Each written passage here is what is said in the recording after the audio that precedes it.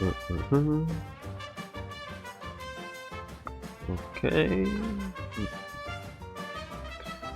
Alright, let's check the world quests we have around here. And maybe get some other quests, other chests I may have left along the way. Yeah. Oh yeah, I want to avoid that because this is the one I want to do first of all. Yeah, maybe I better climb from here actually.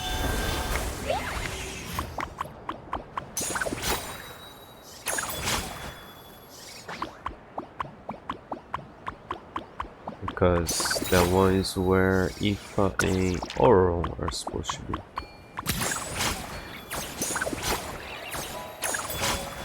So I've been avoiding that area. Am I fighting?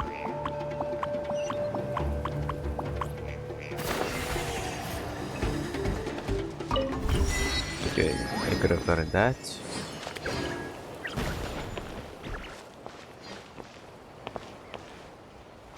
Where are they?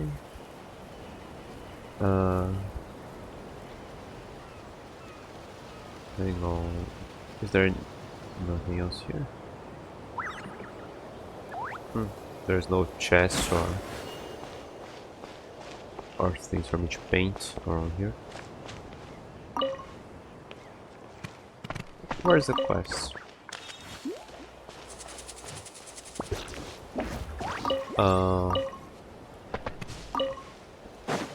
Where is this quest?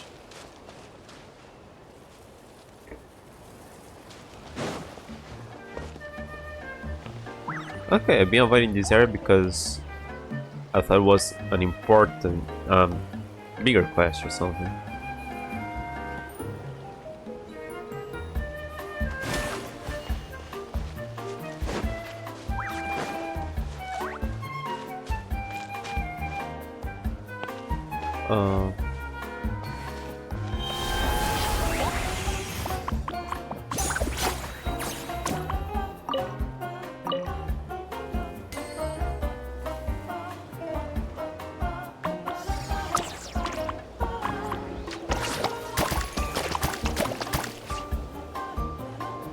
Okay, how do I start the quest here?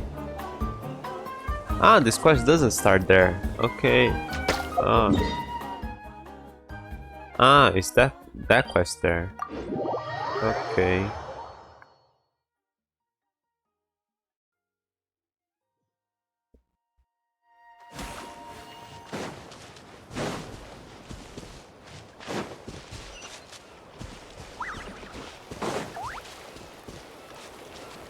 Ah, there they are.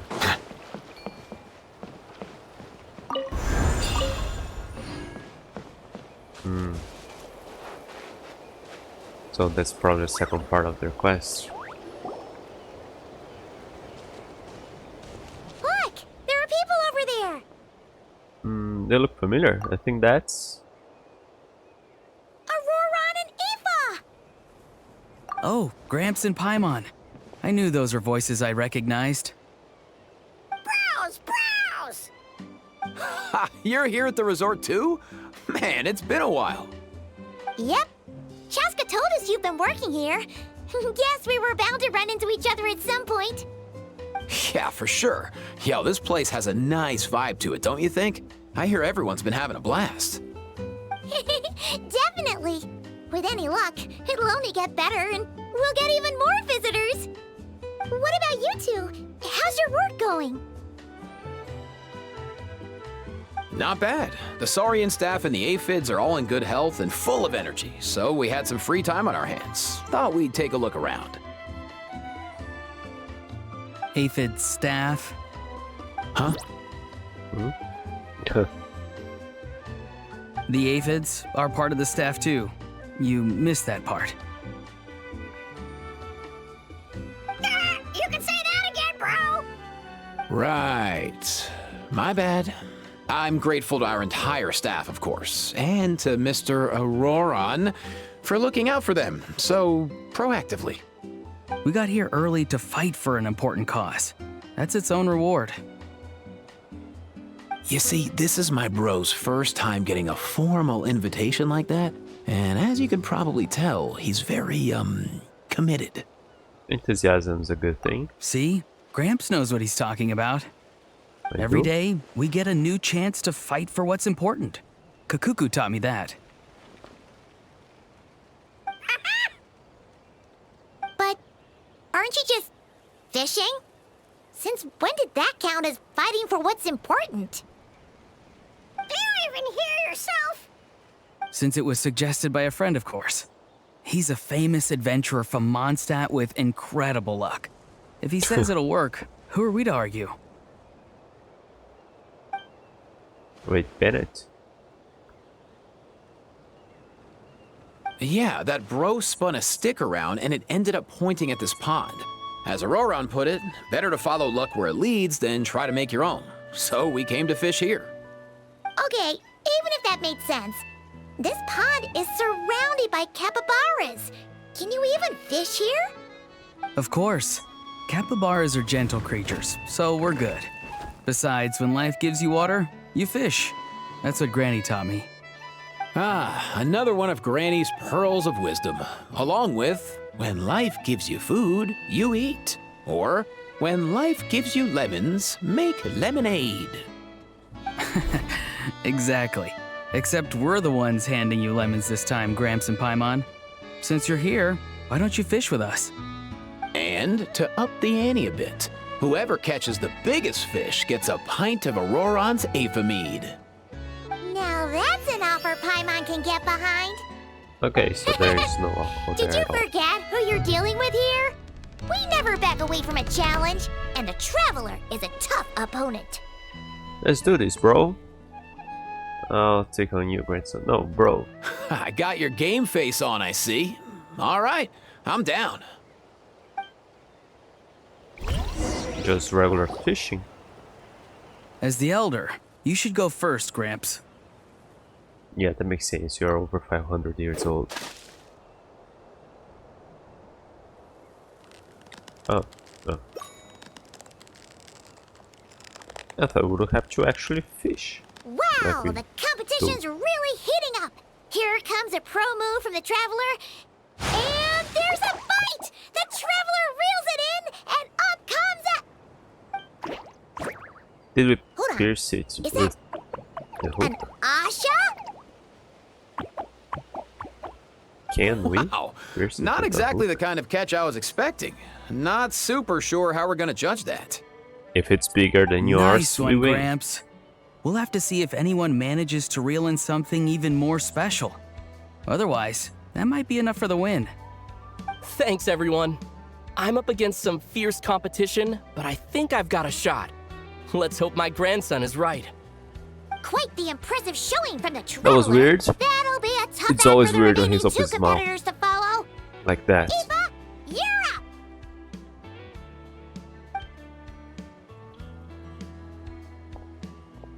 You got this, bro! Teamwork makes the dream work! Sorry, Kakuku. There's no room for teamwork here. Whoa, look alive, bros. I've got something. If I reels in a rod while he's straying, looks like he's caught something big. But it's another unexpected catch. Huh. Looks like Eva reeled in a Kaholasaur. Okay, that's bigger. Towing a capybara? What? Not sure what's going on there. Impressive. Eva's always had a way with animals. Oh, wait, I think there's something wrong with this Kaholasaur's tail. I think he might have cut it on a rock. And I'm guessing this capybara was trying to help. Or the capybara was trying to eat his tail. I think Wait, Kaholasaurus bro. would eat Kakuku, can you go ask? capybaras. They look carnivores. You got it, bro! See? Haha, knew I was right. No, wait, that's not what's important right now. If I quickly checks the Kaholasaurus tail, luckily it's just a scratch. After a simple triage, the Kaholosaur and his capybara companion leave. Aw, a new friendship. Looks like today is their lucky day too. 2? That's right. It's my turn, and I have a feeling I'm going to win this thing. Teamwork makes the dream work, bro! Guessing that's your way of rooting for us, little guy. Where did you even learn that? A cuckoo fishing cheerleader extraordinaire. Fishing cheerleader sounds too lackluster. We're fighting for something important. It needs to have a bit more Huh? What is that? Quick, out of the way!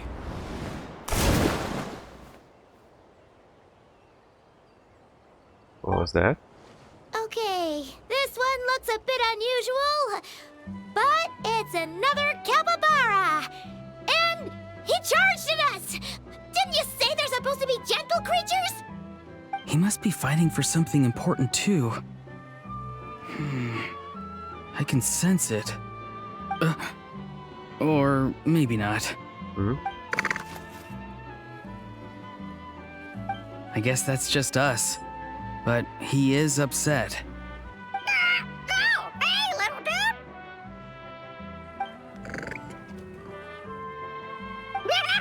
Awesome, bro! What? Is Kakuku trying to talk him down or something?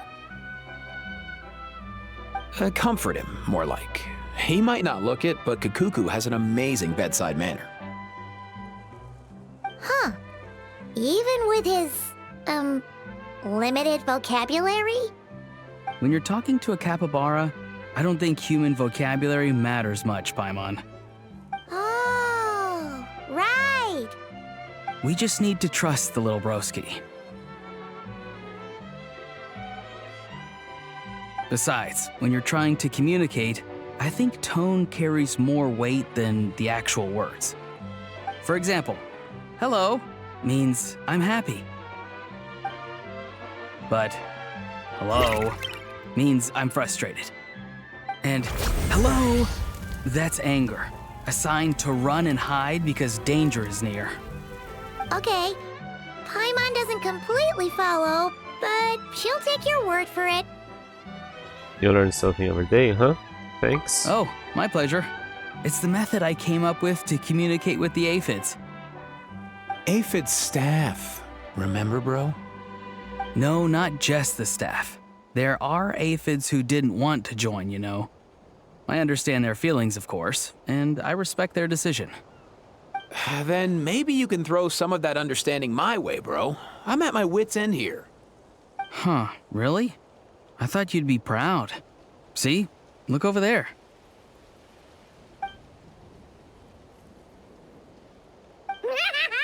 For real?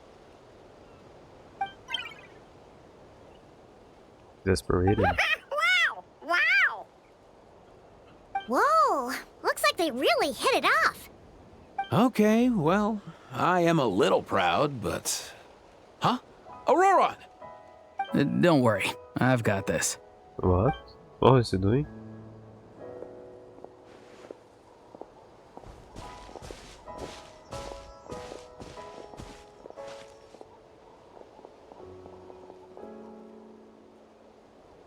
Hello, Capybara King. Do you want something to eat? I have a fresh batch of Aoife's cookies here. Capybara King? He ate them! Huh. Looks like that perked him up for sure. Oh dear! Oh dear! Hold on. How did our fishing competition turn into a petting zoo? Hey, it's not a bad result. Pretty fun, don't you think? Huh, true. But I guess I lost. Well, guess this makes Auroron the winner? Considering he managed to catch this, Capybara King or whatever. No, I think capybara with alcoholosaur is bigger than a capybara king. But it's a fine name indeed. Sure. Auroron wins. None of us managed to catch an actual fish anyway. Nice. Then I get the mead. Although, it was mine to begin with. Well, you get to keep it. That's something, right? True. And the Capybara King left us a little something extra, too. Look, I think it's a gift. Capybara A egg. gift egg and a picture? Huh. The location in this picture looks familiar. Oh, okay. Does that mean the Capybara King wants us to go there? Kinda seems like that, right? Couldn't hurt to go and see. Yeah, definitely something to check out if you've got some time. Maybe there'll be something awesome waiting for us. Yeah, who knows? But we should come prepared just in case. How do we prepare for somewhere a capybara invited us to? The gift. Egg. By the Capybara King. A shiny juicy egg given to you by the Capybara King that feels wet to the touch. Use it to try your luck or keep it in your luggage as a souvenir. The choice is yours. Okay, I don't want to break it. Yeah, it's here. I probably would break it. Okay, I don't want to spend this item. There's a good chance there'll come Mora or experience from it. I'll look online.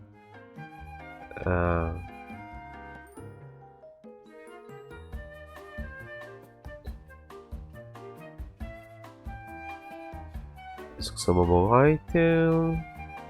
Okay, accept. Grades one of the following: delicious volcano cake, delicious cup of grain fruit, delicious chocolate, delicious puffed grain fruit bars. Yeah, not worth it. I can cook any of those. I better keep the egg forever and never use it. Okay, let's mark that one, and now we can get there.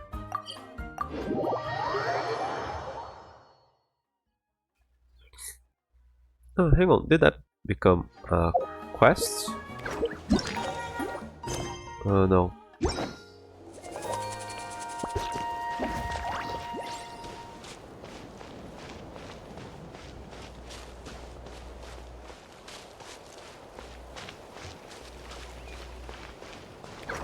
Where are they now?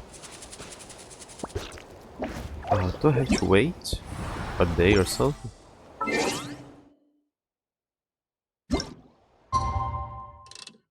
Okay, that's two more already.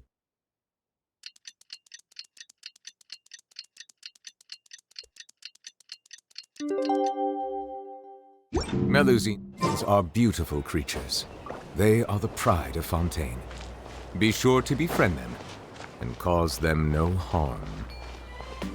Were they still there?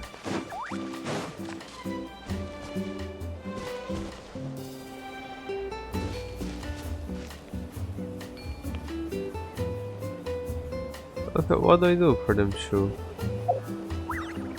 for the quest to continue? Do I have to use the picture?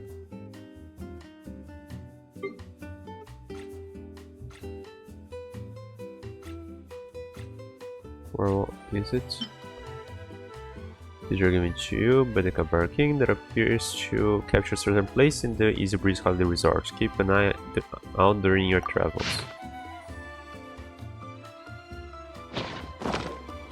Water comes in many flavors to the discerning palate. Mondstadt's water is crisp and pure, while It's water from from Liyue has an enduring aftertaste. In Inazuma, the water possesses a depth of flavor unlike any other. Sumeru's water, meanwhile, has a rich and complex flavor profile, but it must be savored. I'm gonna wait another day. Sometimes I have to wait 2 days for something to happen, so... let's hope they'll be here. Otherwise, I'll probably have to wait a in real life day. That will suck. To fully appreciate it. They're not there where I was.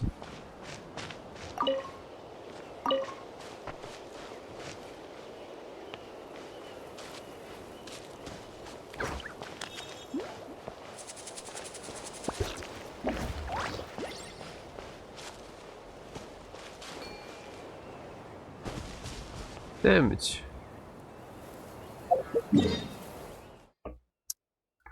Okay, let's get there.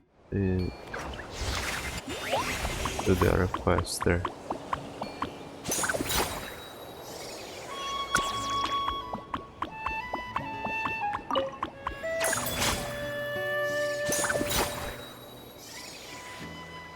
Yeah, good thing I didn't pass through here before. Oh, bear the miracle of the blooming Whitsley and let the sacred flaming nature smile. Monsters. Well, we would have seen others before. Okay, but never thought ahead. In the name of the Easy Breeze Holiday Resort, I present to you a dance of welcome. Shine on, Pilpan Idol. It's coming at us. Hell. Geek? Huh? It just fell down, it's all. Hey, funny looking person. Are you okay? Does it hurt anywhere? Fail again. I just can't get this dance right. It's so embarrassing. I want to crawl into a hole and die. So that was a dance just now. Why not try again? Maybe second time is the charm. No, I can't do it. I'm just not cut out to be the people idol. Pam has no idea what she's talking about anymore. Wait, what's this? Oh, there's something in the corner there. People idol competition brochure.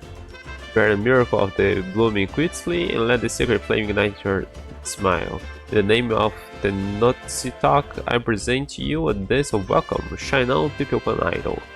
You, are you pursuing the path of strength? You, does searching for that path consume your every waking moment?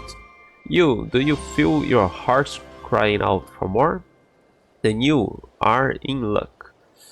You are only one step away from becoming the people idol of your dreams, and the opportunity is right here in front of you. That's right, it's the people idol competition.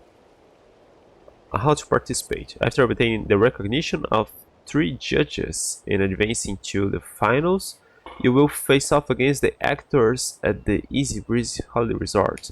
Fight for the title of the Unmatched People Idol. Detailed rules, qualifiers, pass the trials of the 3 judges to qualify for the finals. Finals, a rating system will be used to judge all competitors on the stage to determine who deserves the title of People Idol. Your judges: Kempa, a passionate dancing coach, a professional who shall shape muscle power into an idol's strength. Why is Kempa the only name with quotes? Ohuicha, the sales champion of the People of the Springs, a real marketing master and a service savant, to whom hearts are like an open book. Yona, a special guest critic hailing from Fontaine's fashion world, and an observer for the People Idol competition. Young actors and actresses join the competition and earn the recognition of your judges. Embark on the path to pursue your dreams and push your limits. Become the glorious People Idol and let your radiance illuminate the whole Easy Breeze Holiday Resort. People Idol competition brochure. So this is about a competition, huh? No, Pam gets it. You're not feeling confident about the odds, so you came to us for advice, right? I came in this properly in front of you, and my dad says I'm no good either. Your dad? Yeah, my dad's a performer too, and he's my idol. He's an amazing dancer. He's trained so many great performers, but I'm the only one he won't teach. Why not? He said, Chito, I can't sense your determination at all. Without determination, you'll never dance well. So I made a bet with him. If I could become the People Idol and improve myself, he'd teach me everything he knows. But I messed up even the welcome dance. It was such a disaster. I'm such a disaster. So, hey, don't cry. Look, you've run into us. Dinos and Pime are super awesome adventurers. We've seen a thing or two. We'll definitely help you become the People Idol and prove yourself to your dad. Really? Well, if I will say so. The Dash and non People Idol, if I will say so. And as for you, cheer up. It's time to earn your spot in the contest. Don't worry, with us around here, we're gonna make sure you knock your dad's socks off. Thank you. We don't know how well Based on the order instructions, let's take Campa Trials first. Where would that be?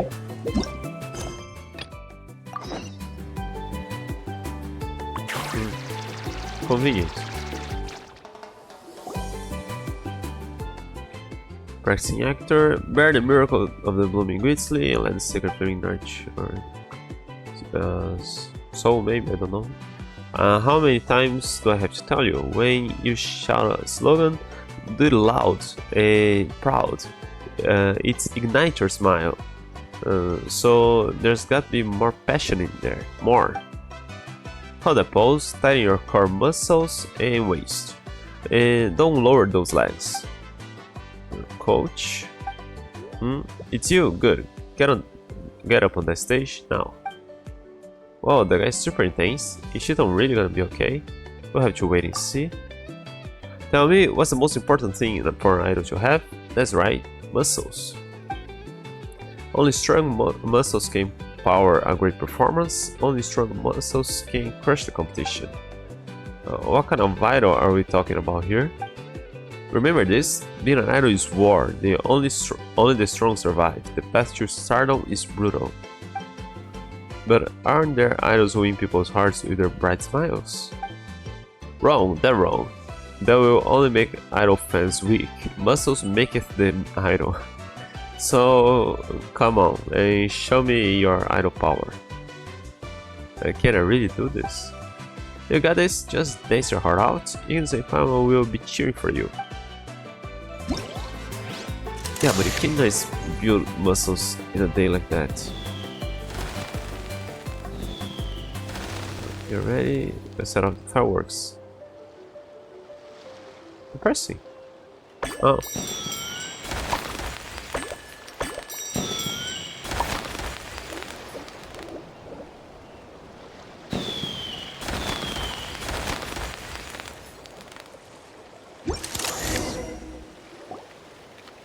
What's that? Oh, thank goodness it was just a regular dance. No slip-ups this time. We should be in the clear, right? Don't think you're thrilled just because you finished the routine. The real climax starts now. Let's go. Go where? Bear the miracle of the blooming Grizzly, let the sacred flaming nurture smile. In the name of the Easy Breeze Holiday Resort, I present to you a dance of welcome. Shine on, people of idol. Oh no, that move.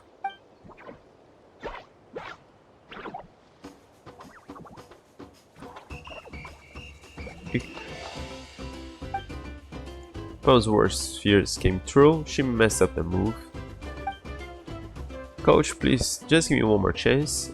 If it's a coach, he's supposed to teach you, not just... You want another shot? Then speak up when you ask for one. Where's all that fire you had when you were crying just now? Please, coach, just give me one more chance. I want to become the people idol. Good, that's the spirit. You pass. Huh? That's a pass? Of course it does. Perseverance matters way more than technique. With perseverance, one can face down any rival and stand proud on any stage. Is it more important than muscles? Perseverance, that is an idol's true spiritual muscle. You've got the basics down, and that's why you pass. Well, Pama's got a lot to say, but hey, all's well that ends well.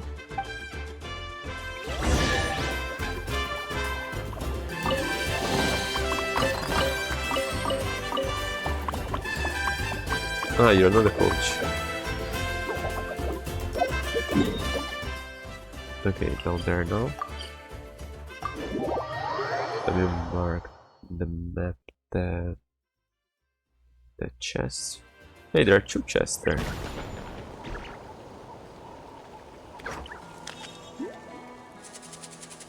Ah, okay, there's another another chest after the quest is over. There.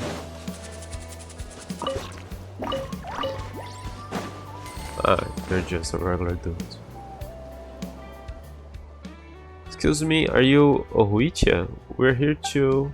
Oh yes, that's me. Welcome, honored guests, to the Ohuitia Travel Agency. You've come at just the right time. Right now, we're offering a 5-day, 4-night couples vacation package at the Easy Breeze Holiday Resort, inclusive of full guided tours, photo shoots, plus exclusive alcohol transfers. What's that? All for just 100,000 more. That seems cheap, right? Wait, we're not here to ask about your tour package. Actually, we're here to take on the competition's qualification test. It doesn't. Wow, that's a quick change of attitude. Don't mind me. Anyway, tell me, young people, what do you think is the most important thing for an idol? Muscles. Exactly. It's about service attitude. You got to keep delivering top quality service for fans, no matter who's in front of you, even if they don't need the tour package. You got to stay strong and always keep that smile going. You better practice what you preach first. Got a lot of these tiny floating smarty paints. If you can point out my flaws, it means you're starting to understand the spirit of service attitude. Now, let me test you more thoroughly. That was abrupt. When it comes to serving fans as an idol, the answer from the People Idol community is a meet and greet. Come on, follow me. People, you play the idol and you two will be the fans. Let's see how your service attitude holds up. Finally, a test that sounds normal. Not this more like it.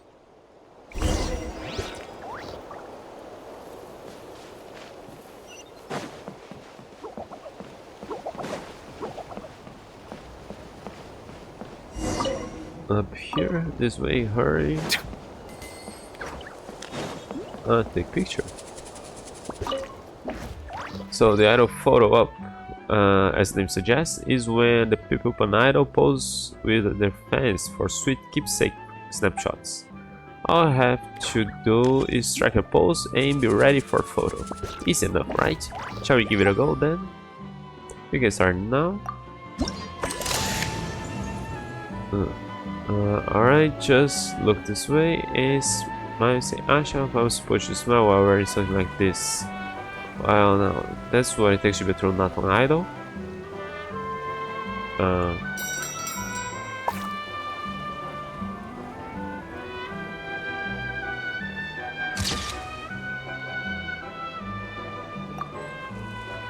Okay. Oh, coming, don't forget me. Wait, who are you? Is taking pictures of Miller fans as part of the service? Yeah.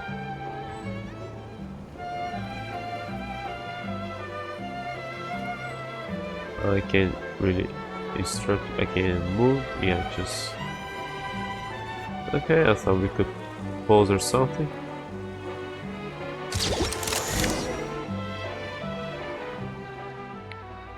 I'm gonna pay up for your photo session. 100,000 more per person, so that's a total of 300,000. This one looking person. But wasn't that set up for by the other guy? Now here comes a troublemaker causing trouble for the fans. How will the idol handle this crisis? Let's wait and see. I don't think that's supposed to happen with an idol. He's working for the resort, right? Hey, is this really part of an idol's job too? Well, no. That's what it takes to be a true not an idol. Don't just reply to everything with a line. Cut the chatter, pay up or get beat up. Choice is yours, chum. And why is that 300,000? Do this then. Stabilize. We were not. It's for you guys because you guys posed for the photo with us. Out of the way or get blown away. Because Pablo wasn't there Be humble. in the picture. Yes, you are. Qualified after all. Oh, stop. I said it was just an act, so why are you hitting me for real? Sorry, your action was just too convincing. Anyway, well, if I didn't attack, you guys could kill me, right? for real because it was a normal battle. Anyway, well done, you passed. A true idol always gives 100%. As long as you give it your all, how could your service attitude ever be bad?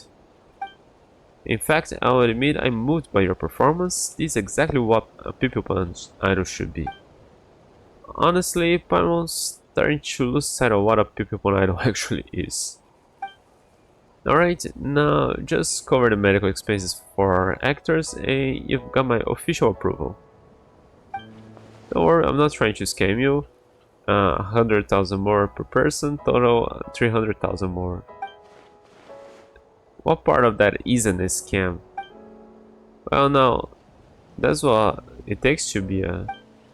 No, idols aren't supposed to be anything like that.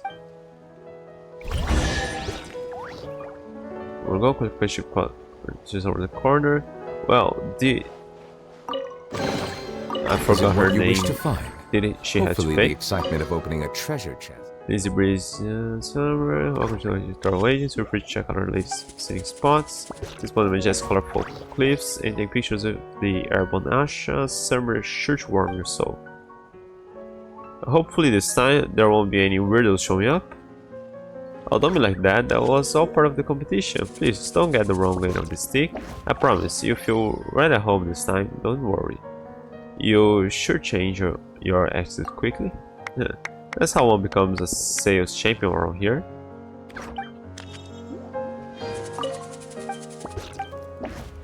I suppose can give it a try. Wonderful, please wait right here. We'll start shortly. Nothing is actually gonna happen. Okay. Let's see, just one chest here. Okay, the other one. Oh, back there.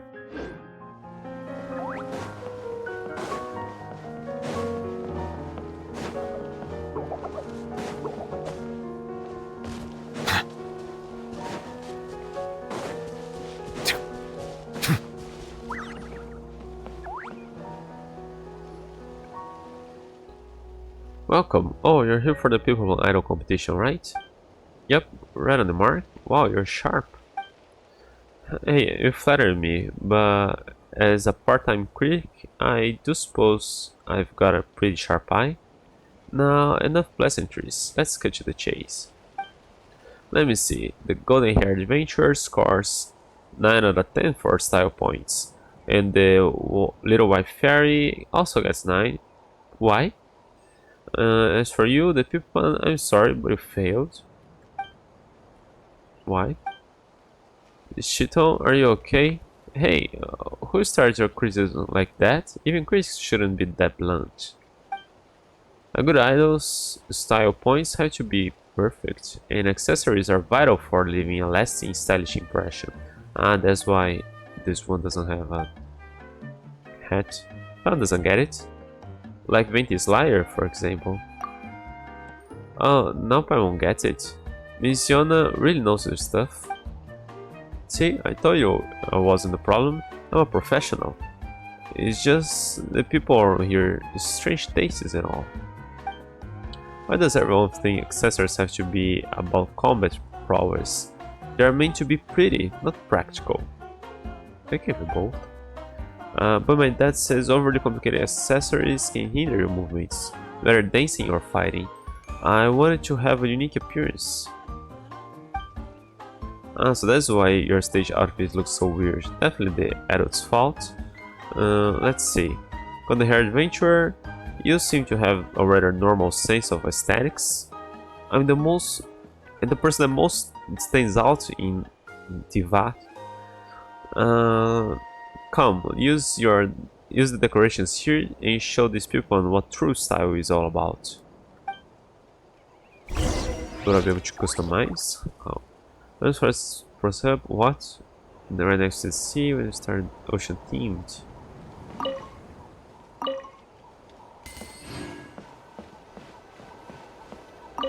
Oh, head what? Wait. Bucket hat. Can I see them? I can remove, okay. Head, wide brim hat, easy brim cap. Bucket hats, pick one, prickly pear. I think this suits better with your design. Eye, sunglasses, words of passion. Sunglasses, shining starfish.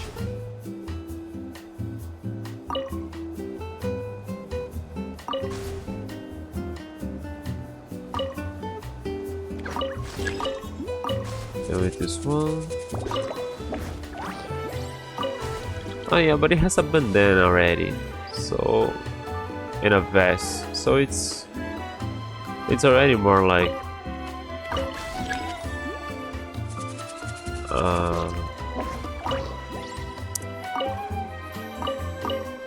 a cowboy.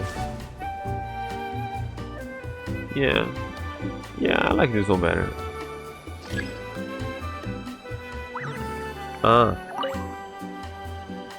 Why not give it more crew? Okay, you want all ocean teams. Yeah, you could leave that text on the screen. Okay, so that's an ocean team, starfish. I don't really say starfish there, but okay.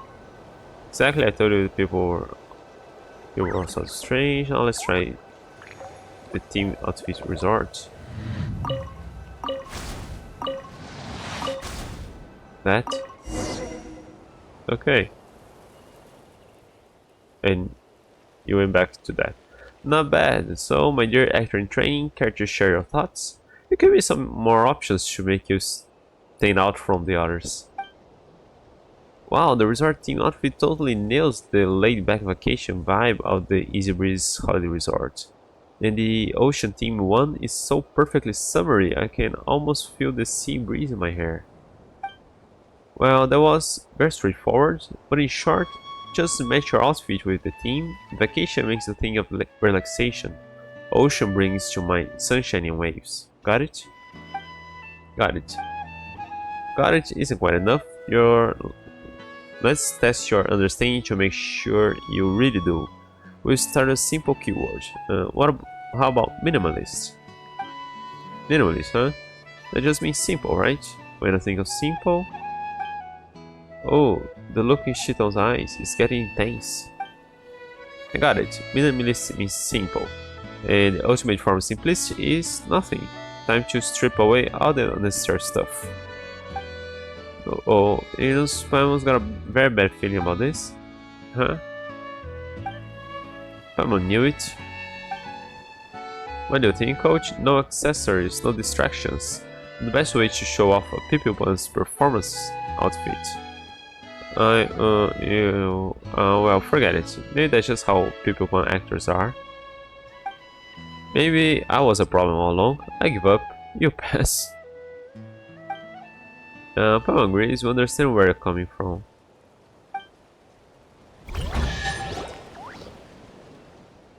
Well, anyway, this means we're finally in the finals. The finals, can I really do it? Sure you can, we got through all those trials without breaking a sweat, didn't we? Plus, after everything we've been through, you're way stronger than when we started. I'm sure you've got what it takes to be a true People idol, right, Ignis? Believe in yourself, I guess so. Don't be like that, have some faith in her. You should have to compete with others, not just pass the test. Yeah, you're right. Let's go, people. It's time to take on the finals.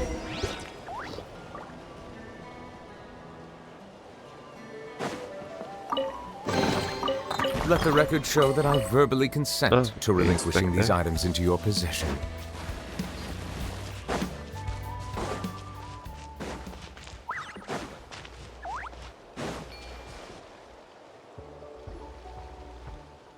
Welcome everyone to the grand finale of the People Idol competition. I'm your host for today's climatic showdown. As you'll probably see in the brochure, the final stage is a live performance battle to determine who truly deserves the title of idol. Let's get straight into what you all came for. Contestants, to the stage. Unleash your idol power and shine your way to the top. Shine on, People Born Idols. Then I'll declare the People Born Idol competition finals officially underway. Finally, phew, Linus, Pamel, I'm going in. We'll be cheering for you. You work so hard, just do your best, and Pamel's sure everything will be just fine.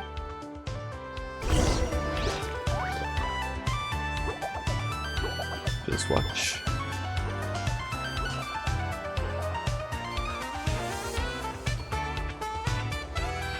I thought she was going to remove the glasses.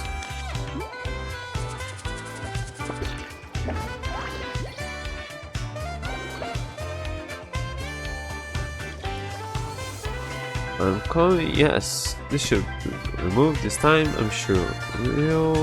Oh, wow, it worked. Like this, definitely. Really? Wow. They walk like Woba? Or just kinda looks like? I didn't even make it to the top 3. There were only 2. Oh, don't be sad, we still made it to the finals, didn't we? I told you, didn't I?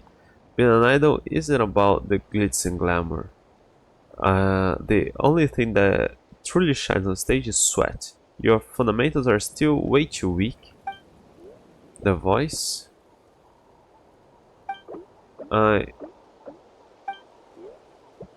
Still, I'll give you this.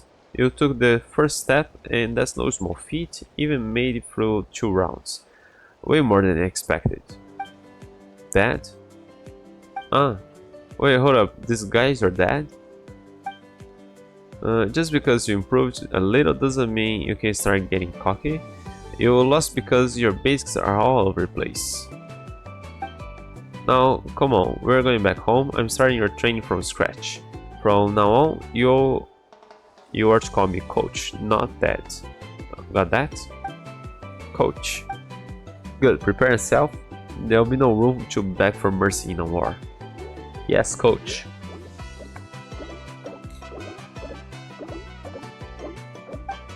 Seriously, what even is an idol to new people?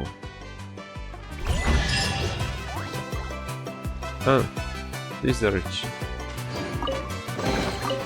Let the record show that I verbally consent to relinquishing these items into your possession.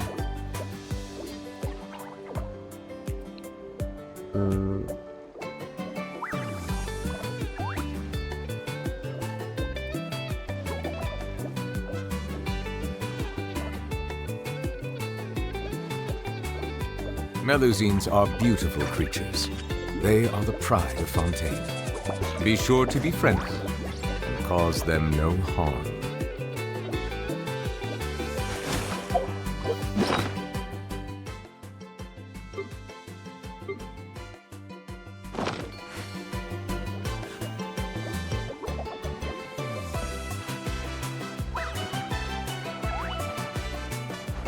I don't think that's safe for the boy.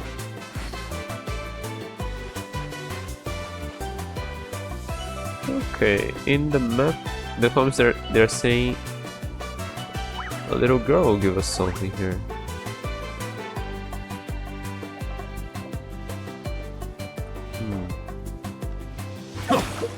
Well, let's check another.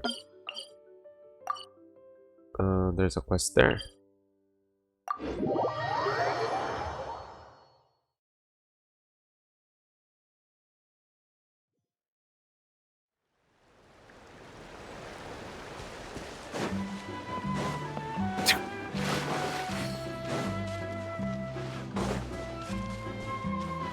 There's a people pond. Wow, it's close to let's take a closer look. I don't have time to fully read what you said.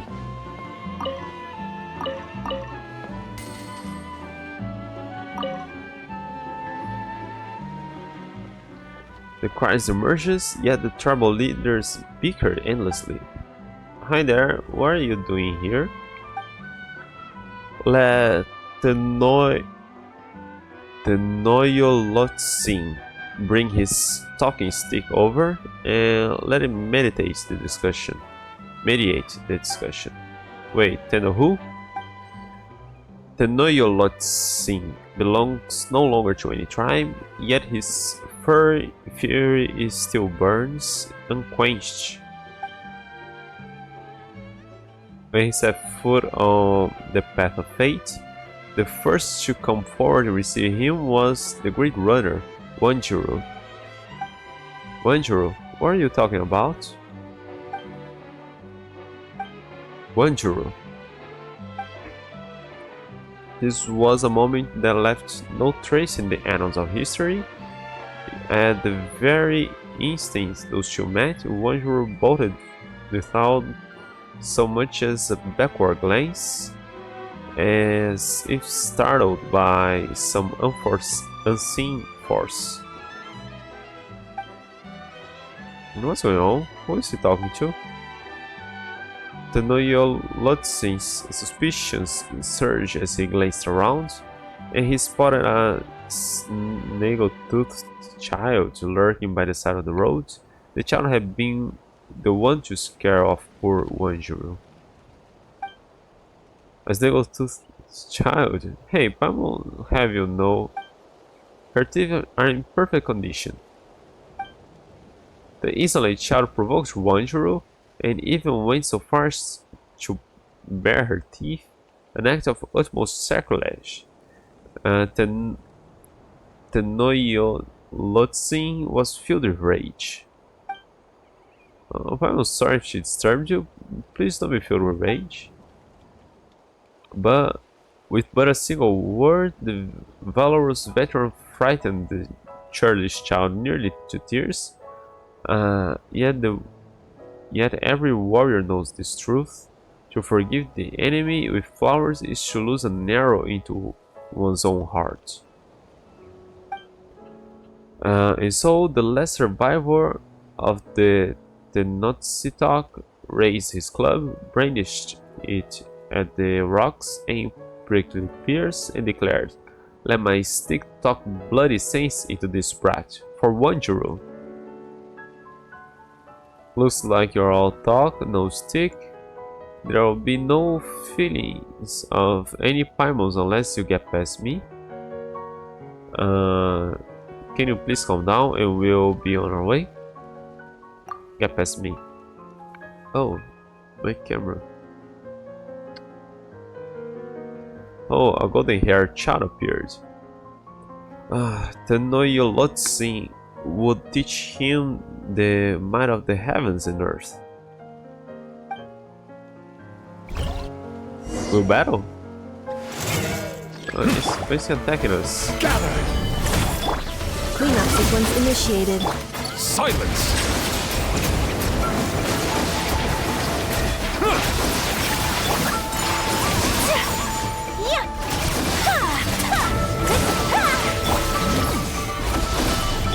Bow your head. Defensive mode engaged.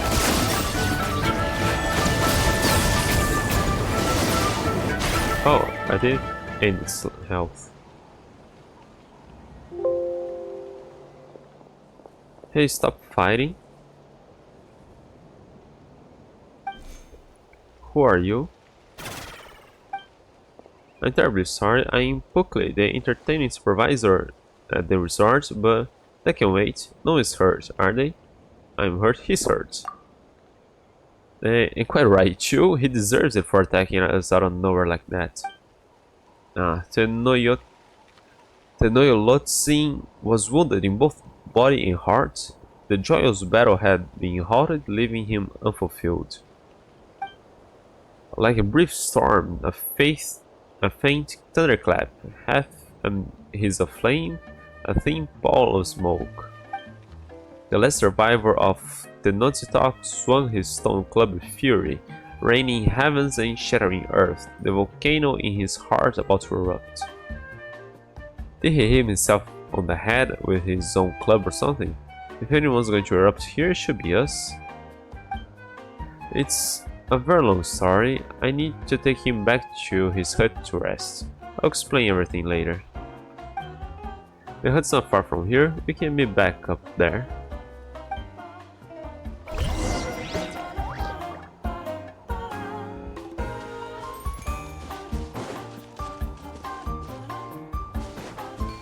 Well, Matthew was here. Yeah, there were some paint spots on the ground. Where did he point me to? Isn't that local legend called that? The Last Survivor of Tenochtzitoc.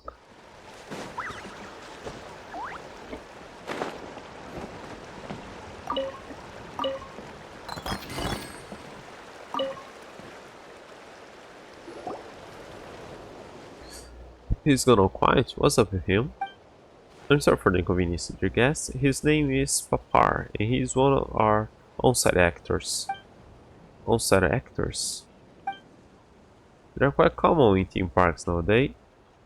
How many theme parks are there around Tivat? Members of staff who role-play as characters and interact with the visitors. So you're saying this guy was just acting?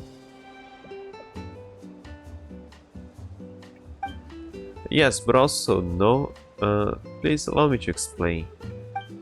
We're stashing actors around the theme resort to enhance the immersive experience for our guests. These actors are in character as members of the tribe that once lived here, the Tenochtzitoc.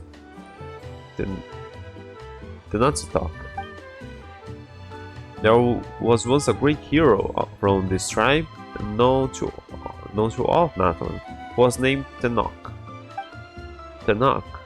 So this was his home. The Noyolotzin was a respectful title given to Tenoch. It means the honored heart of Tenochtzitoc. The idea was for Papar to perform encounters with other heroes, and even to allow guests to test their own martial prowess. Lately though, something's gotten into him. He's been acting erratically, and nobody can get through to him. You've seen yourselves. It's like he's reciting a script. What script? It's more like he's writing himself into every scene. In any case, please accept my sincerest apologies for this mess. We will have to suspend this attraction until the matter is resolved. Please come back with me, dear guests. We'll make sure to properly compensate you for the trouble caused. What about this Noyolotzin fellow? Yeah, he runs into some other tourists. They might not get off so easily. You're right, but please don't worry, I'll make sure to take care of everything. A tragedy most heartbreaking, the lonesome Noyolotzin had yet to fulfill his duty, but now he was beset by baffling, cacophonous interlopers. He could no longer bear witness to such a ridiculous sight, so he pushed aside the three fools who blocked his way and continued onwards, stone club across his shoulder to traverse the treacherous unknown ahead. You don't have a stone club? Wait, he's getting away. Not if I can help it. Buckley takes out a peculiar blowpipe and takes aim at the fleeing figure. Twip, his aim is true and the Noyolotzin is struck. Thump, the hero sways gently for a moment and then collapses to the ground. Oh, sneak attack. Sorry Papar, but it's time for you to take a nap. I promise we'll find a way to get you better. Have you asked the doctor to check him out? Maybe he's just gone a little loopy. Of course I looked for him. I chased him from Easy Breeze Market to Wave Bay. He sure seems dangerous. Alright. But he was babbling about Wanjiro just now. Do you think this might have something to do with destroying the 6 heroes of Natlan? Surely that was just another memorized line, right? But it sounded like he was talking to someone. Banjiro. This was a moment left no trace in the annals of history at the very instance. The marks on the floor. At the very instant those two met, Wanjiro bolted without so much as a backward glance, as if startled by some unseen force. Yeah, it's like there was an invisible actor there, or something, and his senpai scared them off. Invisible? Well, I heard some rumors about hidden spirits lurking around these parts. Maybe Papar's gotten himself mixed up in something dangerous. I should find a shaman to help. Isn't that perfect? There should be plenty of tourists from the Masters of Night Wind at the resort. As it happens, a young shaman did check into the resort this morning, but it doesn't feel right to bother guests with this sort of thing. In any case, I'll investigate the rumors regarding the hidden spirits first before deciding what to do. Since we got no other leads, why not let us help out? You go dig around for those rumors and we'll help you look for the shaman. That's much too kind of you. I wouldn't know how to make it up to guests if they were to spend their vacation on something like this. You wouldn't be very relaxing vacation if you let this problem unresolved. Exactly. If we wait around, things might get worse. We got lots of friends at the resort. It'd be bad if they run into that Tenochtzitoc guy. So hey, we'd be more than happy to help. Point us in the direction of the shaman and we'll bring him over in a jiffy. Okay then, you have my sincerest gratitude. The shaman arrived this morning, and I'm told he's an up-and-coming hotshot in the Masters of Night Wind. I'm guessing he's probably wandering around the hill in the northernmost part of Wavy Bay. Then that's where we're headed. We'll be right back.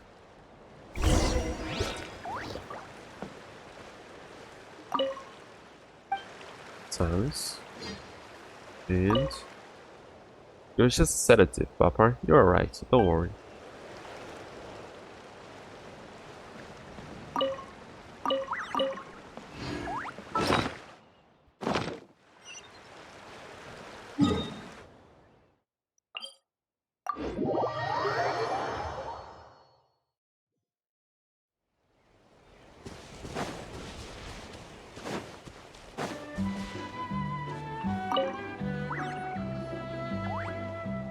Layla. Hey, I met you, didn't I? Hello you two. Is something the matter? The great hero Innocent Pamo. How fortunate am I to cross paths with you here? But I don't remember where we met you. You look familiar. Have we met before? I've forgotten. I'm Layla, the spirit duffer. You, Master Aurora, and the great shaman Citlali once saved my life. Ah, from the event? Layla recounts the events that happened not too long ago, when you helped a member of the Master of the Night Wind return his lost spirit to his body. Oh, it's you. Well, you're looking healthy, Layla. Paimon almost didn't recognize you with your hat on. Yeah, it's not like you will look like any other NPC from your tribe. But, did you say Master Auron? Yes, I did. I'm currently studying the mystic arts under Master's Auron tutelage. And does Auron know about this? Well, it's something of a one-sided teaching relationship. So he doesn't even know he's your teacher. What kind of student are you then? As someone who used to be a spirit duffer, if Citlali hadn't saved me and Auron hadn't taught me, there'd be no way I could ever become a shaman. If a teacher is like a gardener, I'd gladly be one of their carrots and let them water me with knowledge. And do you really think we can rely on this guy? we do have all around. Come again? I couldn't hear that very well. Paimon was just saying how nice it is to run into an old friend. Master often calls me friend as well, but I won't have it. Master is master, and Master's granny is Master Granny. That's just how things are. As for you, most venerable Ignos, I know that you are friends with the great Shaman Citlali, which makes you my Master Gramps too. I'm afraid it would be discourteous of me to address you simply as friend. Sounds to Paimon like you picked up a lot more than just mystic arts from Walron. Okay, let's get back to business. Yeah, we're actually here to ask for your help, Layla. Help from me? Rest assured, good masters, whatever tasks you entrust to me, shall fulfill it. I shall fulfill it to the best of my abilities. You explained to Layla what happened earlier. I see, so you think he's being possessed? That's right, what's your take on the situation? The Easy Breeze Holy Resort is indeed a location with vibrant spiritual energies. I could sense that as soon as I arrived. So, it wouldn't be amiss to assume that some invisible entity could have been involved. Can you take me to the spot with the swing you mentioned earlier? I'd like to confirm a few things. Sure thing, Layla, we'll show you the way. We got reported. This is a spot.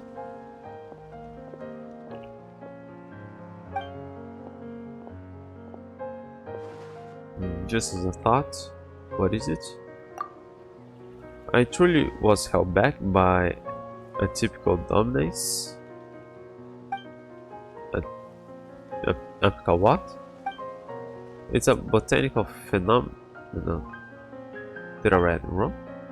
The stems of some vegetables grow incredibly quickly and absorb a large amount of nutrients, impeding the growth of lateral buds and leaves. If you want to encourage more foliage, you have to remove the apical buds at the top of the stem. Master Oron said that I was once held back by my spiritual duffer problem. That is, until I found a way to clip it off the top.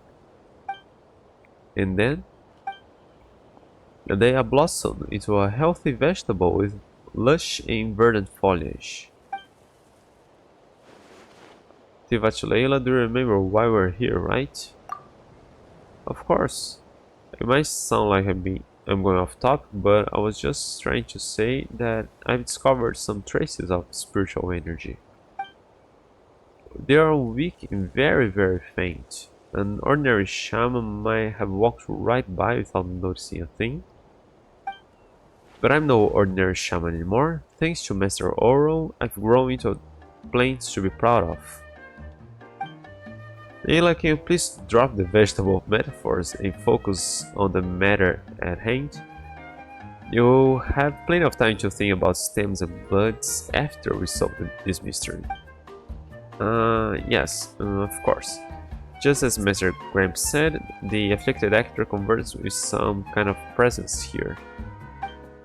I'm going to use my clairvoyance to try to follow these faint traces of spiritual energy.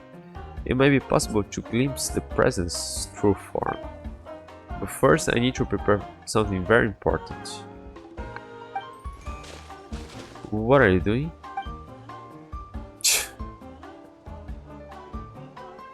There we go, carrots. We can eat once we finish our work.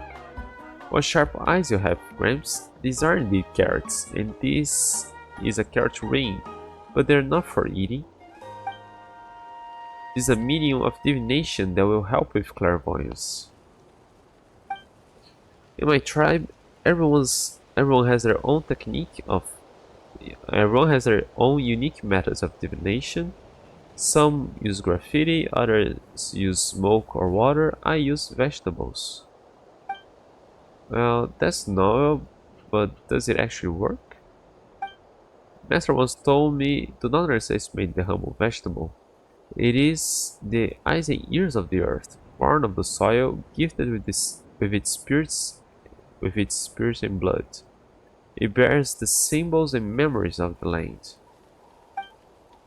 Every time you eat vegetables, it's like suckling at the teat of Mother Tivat, sharing in the stories, the histories and mysteries passed down through generations.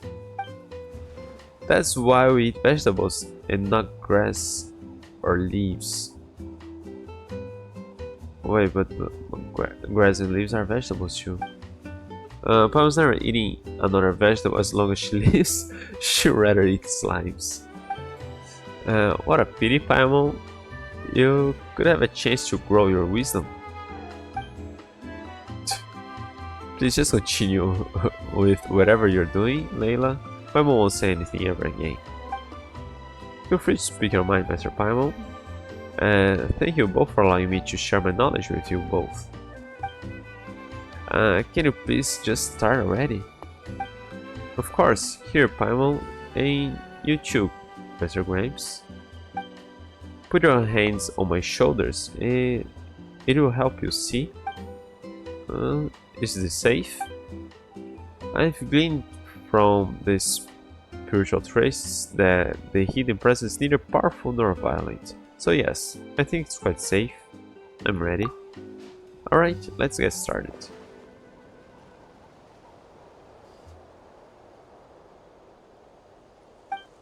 Care to ring? Oh, care to ring. Make visible these unseen things. Show me, where is their grave? Care to ring, make visible these unseen things. Show me, where did they fall? Please allow me to see.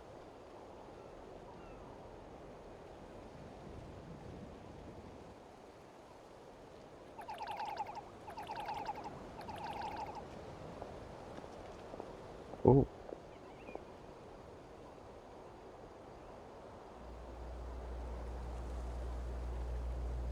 How do things turn out this way? Oh man, my head hurts.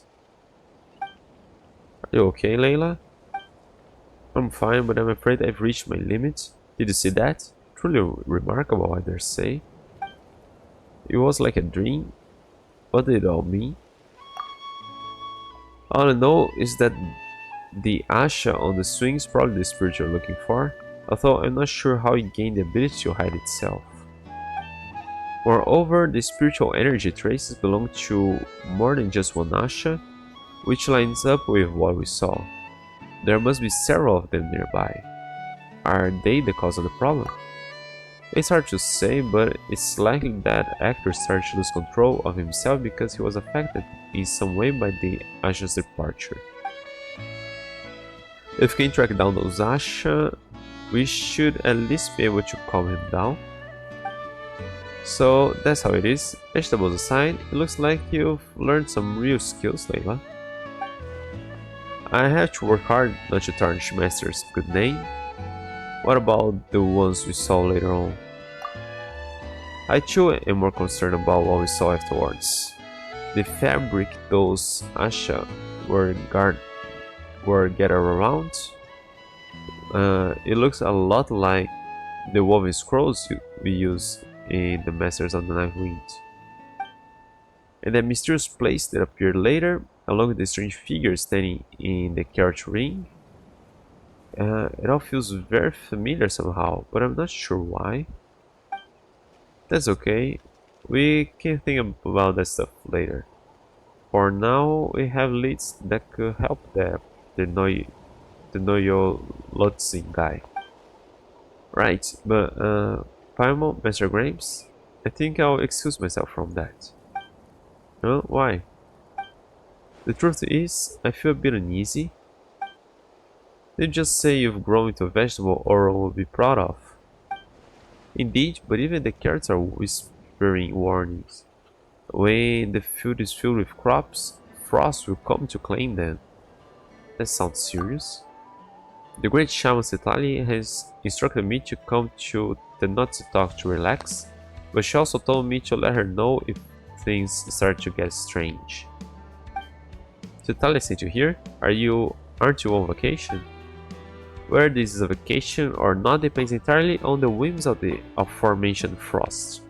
Right now, all I want to do is rush back to Master's greenhouse. Okay, you're starting to make Paimon feel nervous now. Fear not, Paimon, the tallest vegetables are always the first to fall to Frost. You should be safe for a while. Oh, and speaking of vegetables, you can kill these carrots. Now that the divination is over, they've turned into spirit minions for the Asha.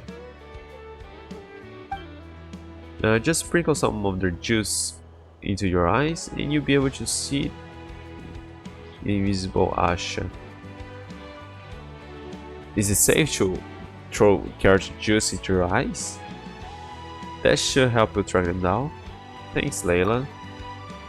I should be the one thanking you. It's an honor to be able to help you out, Master Grapes. I'll be going now, so take care and good luck in your search. And there he goes. You think he was overreacting? Overreacting or not, let's watch our step. No need to worry, if things go wrong, there are plenty of vegetables taller than us in this garden. Okay, let's go back to the hut first and check on the guy. No, let's pick up the carrots and follow the spirits. Paimon hopes that we learned about the ash.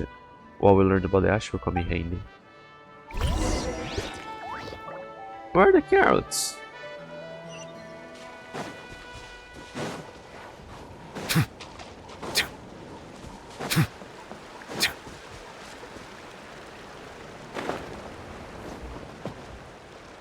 Where's the guy? No. The second to come forward and embrace Tenochtzitoc was the brave Minelik. That's right. The third was the cunning Sanhaj Kompore.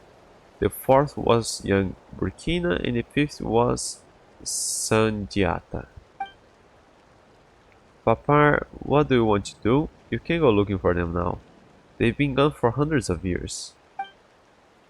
The sixth to go with Tenochtzitoc was the nemesis from his youth, the giant Tupac. How am I supposed to explain to your mother how I went up like this? Whoa, he's awake. You're back? Don't worry, he's just reciting lines again. The witch doctor's sedatives are very effective. His erratic behavior earlier was probably due to something agitating him. That's a relief. Anyway, quickly we found the shaman and he told us what to do. He'll tell Puckly what happened with Layla. And so it was all because of the Asha. Well, that's a surprise, but knowing Dasha makes things easier. Easier? How? The resort's huge. How are you supposed to track down a bunch of invisible Asha? I thought they would be around here, since it's affecting him here. I'll handle that. I'll get my staff to investigate supernatural occurrences around the resort. Things like empty swings moving on their own. That way we might just find our invisible Asha. Sounds like a plan. Given our lack of knowledge on the Asha, this is our only choice right now. Yeah, those Asha are really strange. They look like Monito, but their colors are more vibrant, and they seem to be smarter. That's one way of looking at it, but it might be more helpful to think of them as having a soul, and Monitos don't. In the Tenochtzitoc culture, the word Asha has two meanings, one of which wrongly translates to benevolent soul. Many believe that Asha are Monito with a soul, and that's why they are smarter and more approachable. Now Paimon gets it, so what's the other meaning? Paimon bets it's got something to do with the spirit of summertime that embodies this resort. That's not a bad guess, but the second meaning is actually something closer to ashes. Ashes? Yes, ashes blown over from the Marjvari. So the Asha are connected to the Marjvari. You may not know this, but there's a vast tract of land to the west of the Tenochtitoc that was once the Margivari. It is a place of sorrow born from the Absol invasion. To the west of the Tenochtitoc, so I'll look west as soon as I can here. The warriors were reduced to dust, their souls imprisoned and bound to the land, that is, until the whole Margivar mysteriously vanished about 20 years ago. It was around that time that the Asha first appeared. Naturally, people made the connection to the Margivari. No wonder they are so willing to approach the people of Natlan. They are all caught up in the legend of Margivari. Hey, Enos, I just thought of something. When Layla showed us that strange place just now, it looked like the place we went to search for manage before. You don't think it's possible? It's just a legend? It's possible. This line right now would not happen if I did that before finishing the main quest. There I go, getting sidetracked. I'm going to focus on Papar first. Give me a day and I'll round up all the locations where the invisible Asha might show up. What are you going to do about him? I plan to let him stay here for now. He might get unnecessarily stimulated if he leaves this familiar environment. The resort has also designated this as a restricted area, so rest assured that no tourists will accidentally come wandering by, like me. That's good, Papa protect us, but we won't hold it against him. We'll find a way to cure him for sure. And so the Noyolotzin gathered allies from the 6 great tribes. Glittering like the flames of roaring wildfire, they crashed into the mountains of darkness. Stay strong, Papar, even in your imaginary quest to be a hero. Oh, they vanished. I can really look towards the west from here.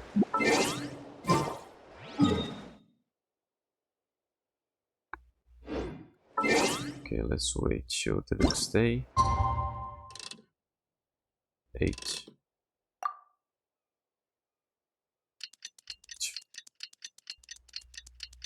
Okay, I think that's the west. It just vanished. He did say there was a land that's where Margivari was. So I was expecting an island over there. Water comes in many flavors As to your the discerning reception. palate. Mondstadt's water is crisp and pure, while Okay, water from you Liyue just ignore me here. Let me just take a look. has an over there. enduring aftertaste. In Inazuma, the water possesses a depth of flavor unlike any other. Sumeru's water, meanwhile, has a rich and complex flavor profile, but it must be savored patiently to fully appreciate it. Okay, there's absolutely nothing over there. Okay, I think it was more like the way he was saying, but I suspect the Margivari was an island over here.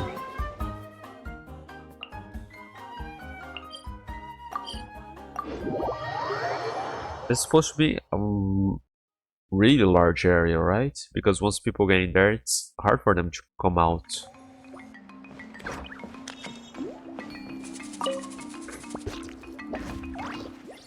Ah, you're both here. Hey Puckley, any news? Surprisingly, no. Although I did come across some suspicious information. It dates back to when we were planning the construction of Easy Breeze Holiday Resort. Workers near the Tenoyolotzin huts often complained that their materials had gone missing. The missing materials were soon found in the wilderness nearby, but no one ever admitted to moving them. There were also rumors of workers being frightened by water rippling when there was no wind, or wild beasts being spooked for unknown reasons, all around the same area. Well, that sounds like the work of Invisible Asher, but why they only show up in one area. Also found it strange, maybe there's something special near the huts. Sounds like we'd better conduct some field work. Let me mark the location on your map. In the meantime, I'll head to the huts to check on my staff.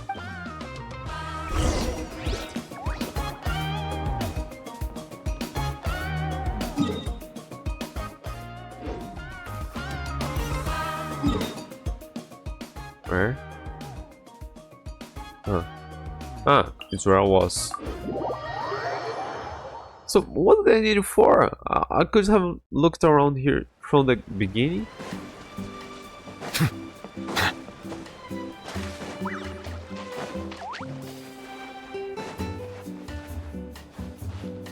Wow, no way, I wouldn't have thought about looking for them here. According to Buckley, the hidden ashes should be somewhere around here. Guess that means it's time to use Layla's magic carrots, right? Let's give it a try. Just squeeze some juice out of the carrots and gently apply. Squeeze from raw carrots. The trailer is strong. That smells fresh and yummy. Hey, look, there's a Nasha right there. Where? On the lake. Whoa, Paimon, can you believe that those carrots actually worked?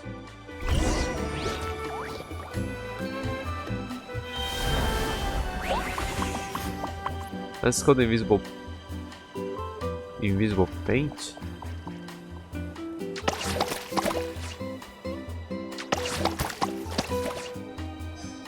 Looks really happy. Is he playing hide and seek? Come on, let me read this stuff.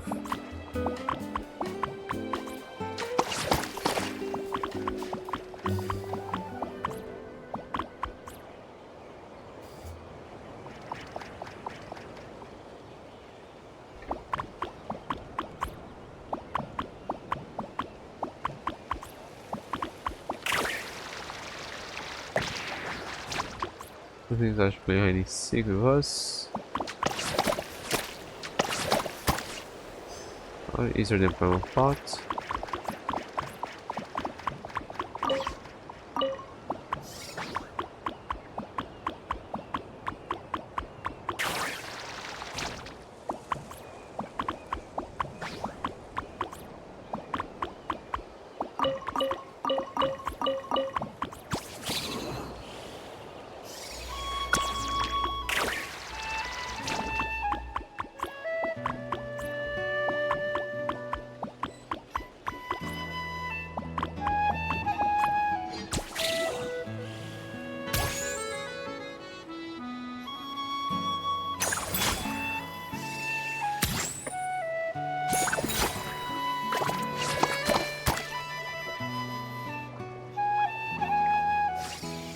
Ah, there.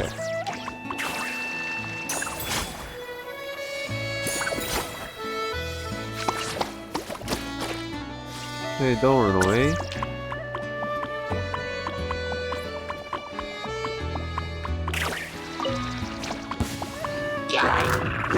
Monsters, watch out. Solidify! Settle down!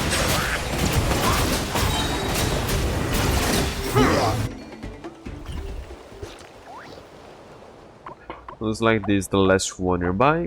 They seem to like us a lot, huh? They're not scared at all. Time to head back to the huts. Oh, look who's here. Huh? Anus, Paimon. Citlali, what are you doing here? I'm just as surprised as you two, but it's a welcome surprise. I'm happy to see you too, Citlali. Were you also invited to the resort to kick back and relax? If I wanted an easy breezy day, I'd have to just stay in bed. Are you just acting cute? So you're here because of Layla, I take it. Sharp as always. Layla told me everything he saw. Everything points towards the Marjovari. So it's really the Marjovari, but did it, disappear? If it hadn't really disappeared, then it shouldn't be possible to perceive it in any way. I suspect that it was hidden by some kind of power. which would explain why Layla could see it. But enough of that, I'm not here for the Marjavara either. My main target's the person who showed up in Layla's clairvoyance. Oh, so you know who they are then, Citlali? Do you remember that time we helped Layla get his spirits back? The whole time he was being tricked by that Kokushu guy. If I'm not mistaken, it was he that Layla saw during his ritual. So I looked into this guy and found out he once escaped from Kinichi while using the name Sanka. Turns out he is one slippery rat. Kinichi even told me you've crossed paths with him before. Yeah, this is seeming like a quite important quest now. We've crossed paths? Wait, there's no way. It's an Angel. Angel, is that his real name? It could be another alias. Whatever he's called, he's a cleric who works for the Abyss Order. He's great at lying and great at slipping away. Are you here to catch him, Citlali? So he's an Abyss Order goon. Well, we can't let him get away now, can we? The rat, he should know you don't mess with an old lady's pride. Yet that lousy fiend took me for a fool. Just wait, Granny Itzley is going to make you regret the day you were born. Hey Citlali, is everything okay? You're making a really scary face. Ugh, do you still have the stuff I left with you last time? What? Oh. Stuff, maybe we should take a look. Take out Senhak's relic. Wasn't that given to me in an event? That was given to me in an event. Sanhaj. Just relic.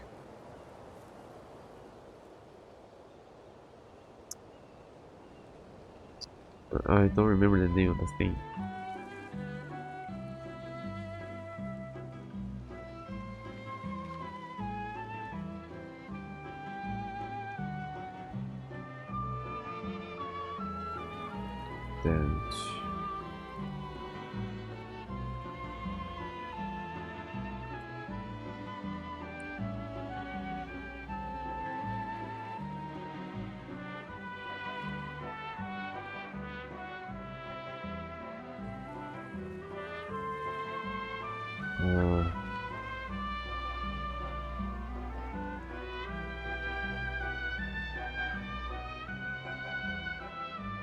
Okay, hang on. I want you to take a look at that.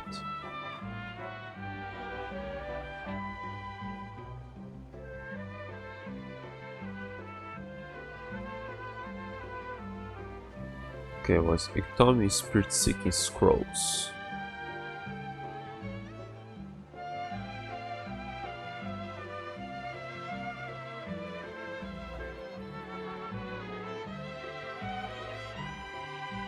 Requirements, rewards. Shuttle of Odara. Was that it? Oh.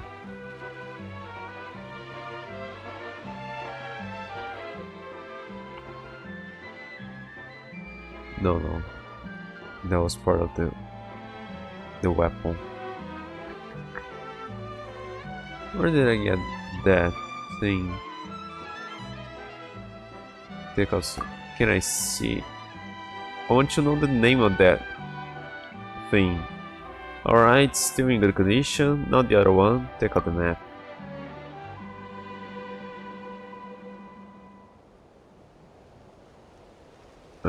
Well, that's a relief. I was worried Angel might have swiped them from you. That great big liar wouldn't dare show his face around us. Anyway, be careful. He's lurking somewhere nearby. Is he? How can you be so sure? He may have gotten away from us last time, but I made sure to leave a mark on him. That way I can track the rat no matter what hole he decides to crawl into. As long as he's nearby, I'll be able to sense him. I had a vague sense of where he was from the moment I set foot in the resort. I never expected to bump into you too while tracking him. So you're saying he's nearby?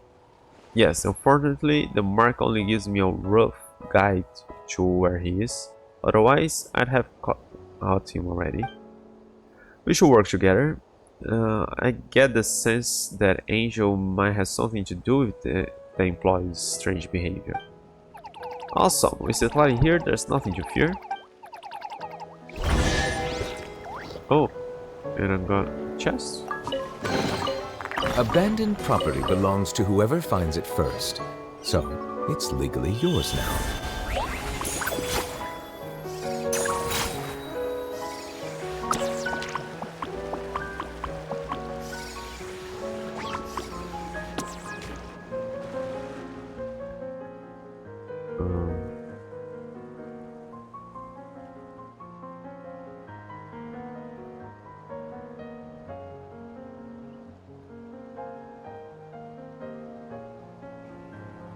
What was the name of the march of already? Oh, I still got the items.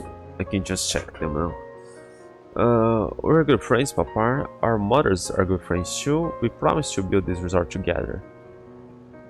Are you guys the owners? How am I supposed to face them with you like this? If your mother gets ticked off, she'll get my mother ticked off.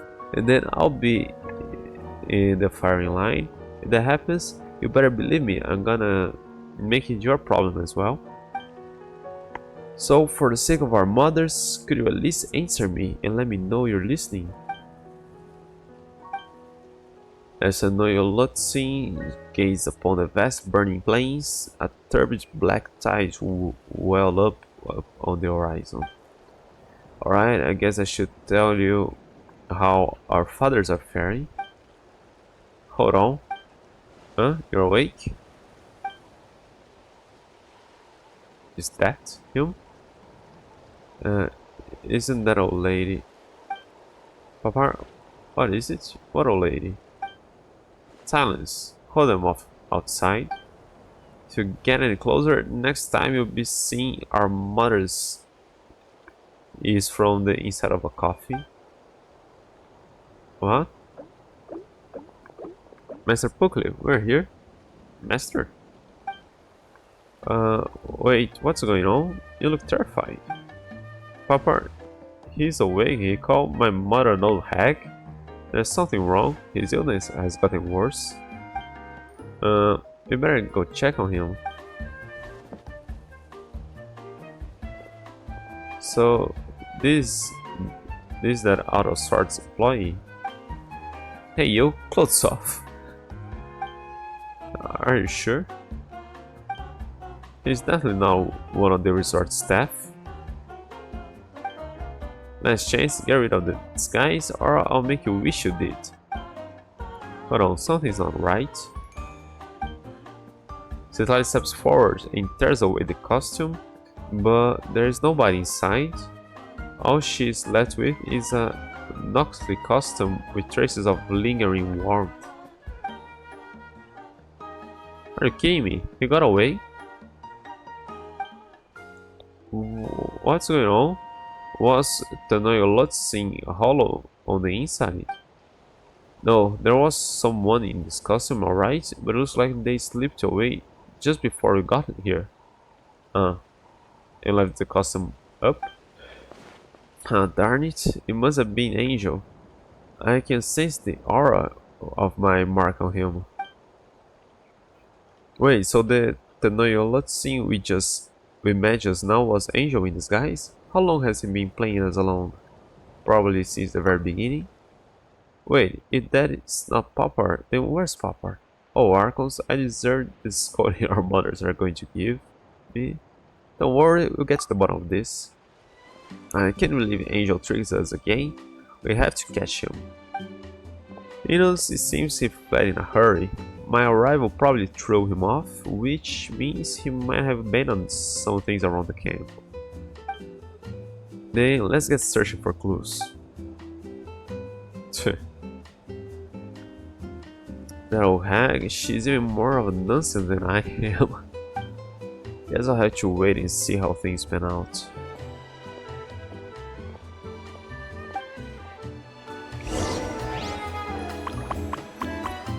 You know, who's that guy just staring at us? Strange guards.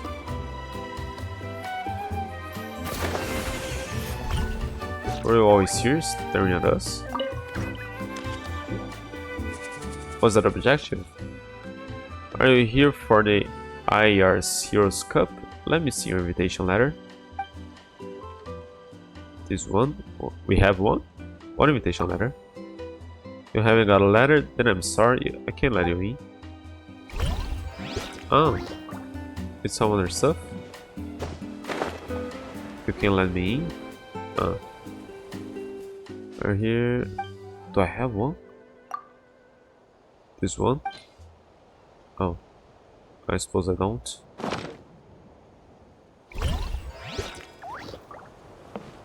Okay. I don't.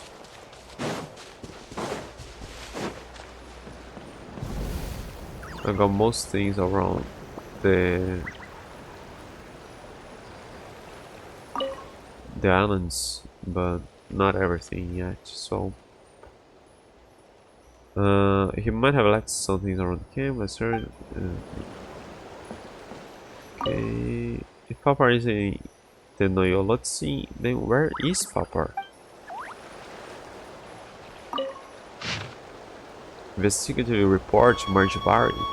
No extant record suggests how the Margivari could have disappeared. It seems that all related information was raised alongside the Sea of Ash itself.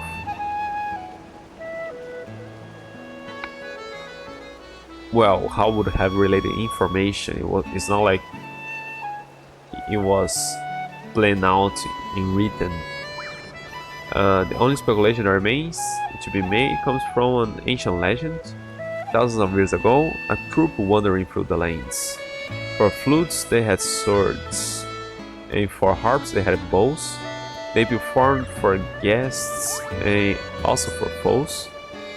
They once traveled through the desert, and they also set foot in the blazing Margivari.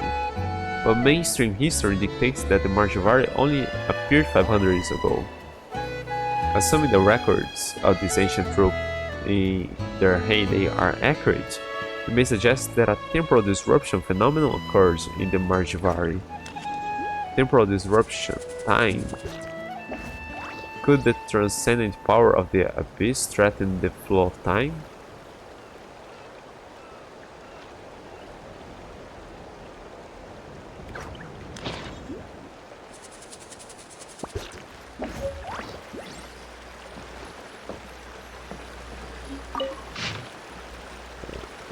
Bakunawa, a gigantic beast that appeared on the western side of Natlan 500 years ago, accompanied by other abyssal monsters.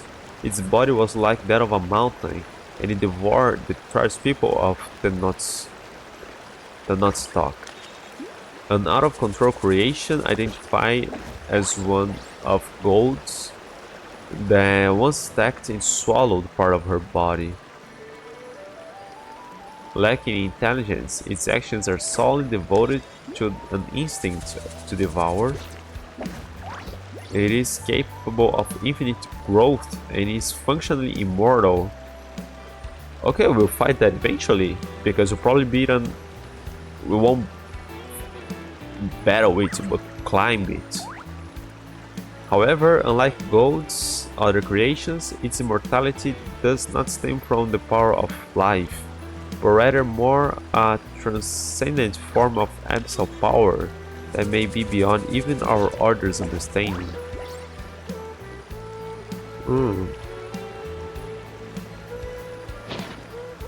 Cool. Oh, secret cave. I may have gotten something out of those places.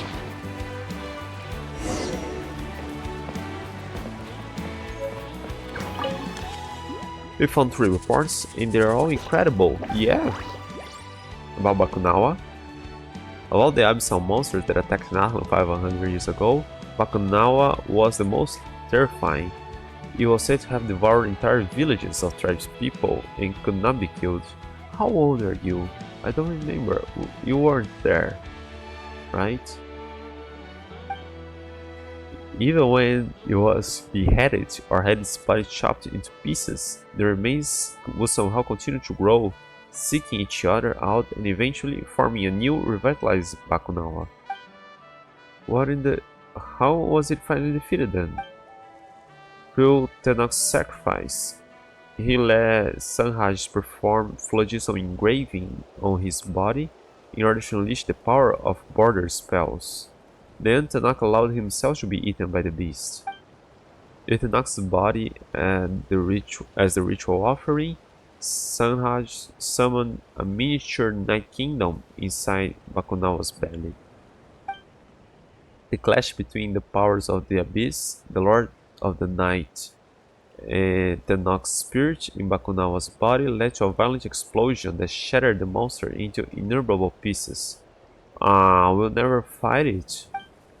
Yet even so, some believe it never truly died, and that its rebirth was merely suppressed by the chaotic energies unleashed in the blast. If the right conditions are met, the beast's remains could potentially still grow into a new Bakunawa once more. Hopefully. We found 3 reports, okay, about the Margivari. Angel failed to uncover the mystery of the Margivari's disappearance, which is good news for us. But his hypotheses is a little hard to believe. We found 3 reports, a secret cave. Since that Angel memorized our map after he snuck a peek at it, this is his redrawing of it. Oh, our map is that? And I forgot to check my inventory again. Judging by the markings, he must have found his destination. So what? Didn't he do anything? He just wanted his time. He just wanted his time out here putting on a show. Given the cunning he's displayed so far, I doubt he did so without purpose. His action must have been necessary for him to break through certain obstacles. Now that we read all 3 reports, what should we do next? Let's go to the place marked on the map. Good idea. That's the only thing we can do. It looks like we're pretty close. We just have to figure out what the Abyss Order is up to. Let's head out.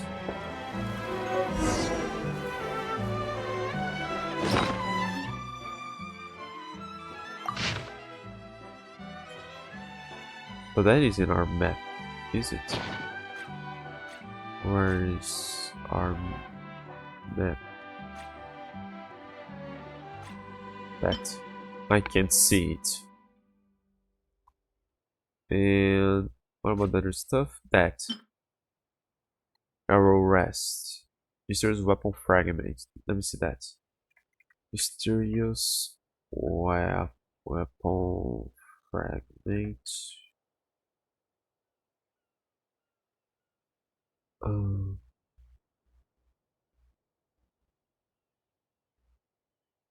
Yeah, we got that during the event.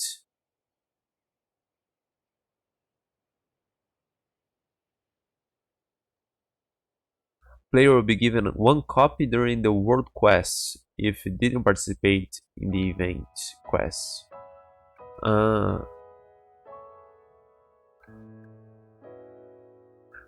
Yeah, if we don't participate in events, things still happen just without our help. So maybe she would have more dialogue to put us up to date with what happened and bring that to us now.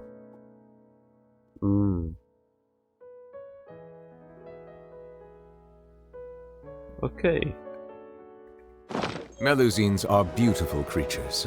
They are the pride of Fontaine. Somewhere specific. Be sure to befriend them and cause them no harm. Okay, that's convenient. But it's closed anyway. Go deeper in the cave. Gather! I knew it.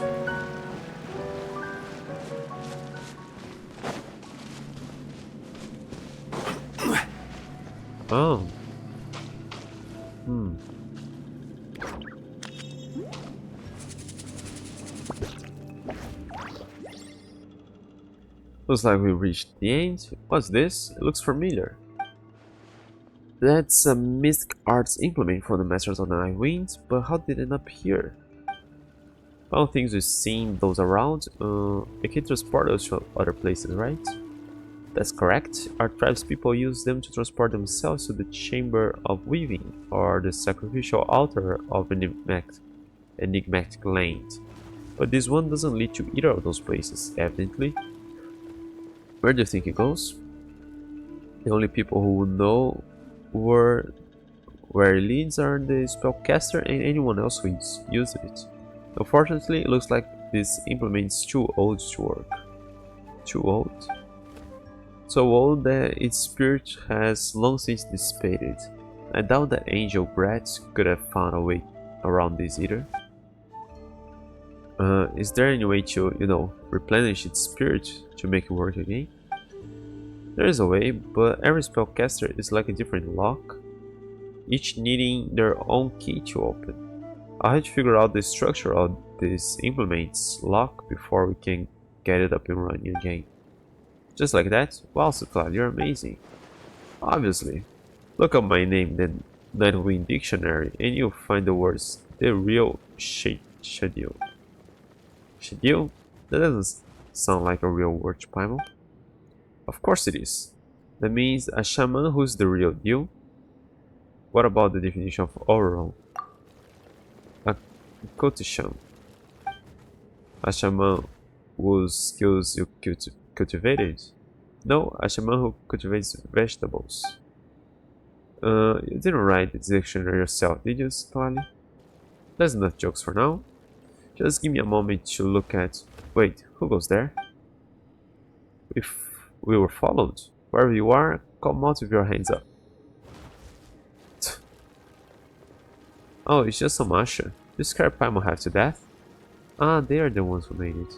She thought it was that awful angel guy. Odd. Why are there Asha following us? Maybe they like us. Bookly told us that Asha are the benevolent souls of the Marjuvari. They're friendly sorts. You mean how benevolent soul is one of the ways to interpret the word Asha? I've heard that said before. It doesn't solve the mystery of why they follow us all the way here. Hold on, I think I got it. Maybe they're not just being friendly. What else could it be? Maybe they're after something we're carrying. If they are the benevolent souls of the Marjuvari, it made perfect sense for them to be drawn to it. Do the honors, Ignus? Take out Sanhaj's relic. Sanhaj's relic? Wow, they are actually really happy. They must have seen Setlai take it out just now and follow us ever since. Reunion after all these years. What are they doing? The implement. It's active again. How? It seems the Asha were the key we needed for the lock. We might not know who left this implement behind, but the place it points to must have something to do with the Marjuvari. Should we go and take a look around? If you're both ready, we can't wait too long. The brat from the Abyss Order is going to catch up to us sooner or later. Then we can beat him up. Let's go. Oh, wait a moment. Alright, we'll set out as soon as we're ready. I want to get that chest over here. Stabilize! Ultimatum protocol. Bow your head. Be sanctified.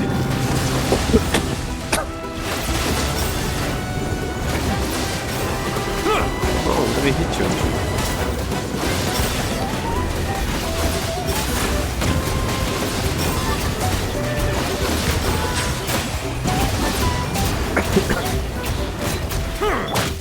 Take flight! Defensive mode engaged.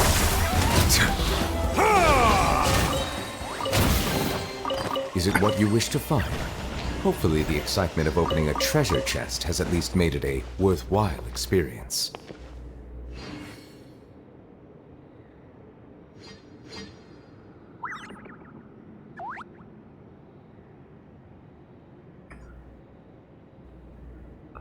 My throat's getting dry for from eating so much. Alrighty. Sure, let's go. I was a little worried about this one, but okay, let's go. It's not like we needed a Archon to save us last time we went there.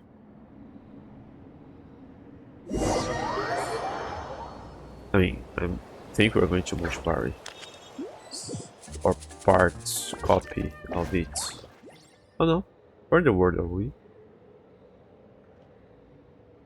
I wasn't aware that such place exists in Natlan. But I can't believe that even Citlali doesn't know where we are. Bless, my connection to wilds has been severed. What does that mean? It means we are probably not in Natlan anymore. I thought that thing used the Night Kingdom, that is part of Natlan, to transport us. Wait, how? We were in the resort just a few seconds ago. I'd explain it if I could. Even though I can't sense the wild anymore, I can still sense the Night Kingdom's presence. This doesn't make sense, yeah? Let's look around, maybe we'll find some answers. Better than staying around and going. Let's move, but be careful. How can she feel the Night Kingdom without feeling a wild?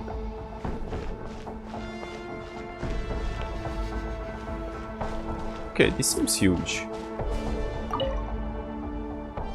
A weathered old stone tablet, most of its scriptures is worn away. I cloak the enigmatic lands and shroud this place. Only the legacy of heroes may awaken. Shulevitz.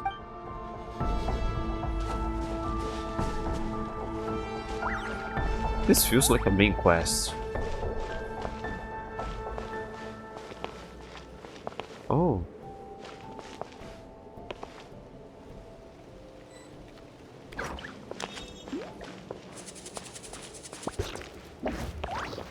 Description behind the stone structure. Here? To the young Burkina. Okay, I'll check the one made as last. To the giant Tupac. To the brave Menelek. What's that? Pipe. To the chief of the mines, Sanjata. I think that's a pipe. Flute. No! What? What? I was checking. I was gonna check the one last. That's weird. There should be a weapon here, right? There are words carved on the back of the stone. It belongs to Sanhaj. Ah, I have part of the bow. This was Sanhaj's weapon. Where did it go? Ah, could it be the relic? The relic's just part of it, right? Let's put it there and see if it does anything. Wait. To the Great Runner, 1-0.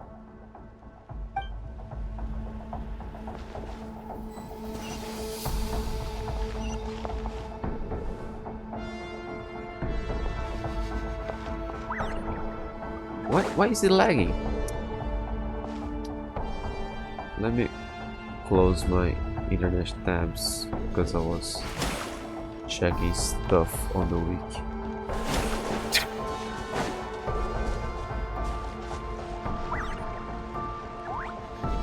Okay, I think we'll come here. I think we'll come.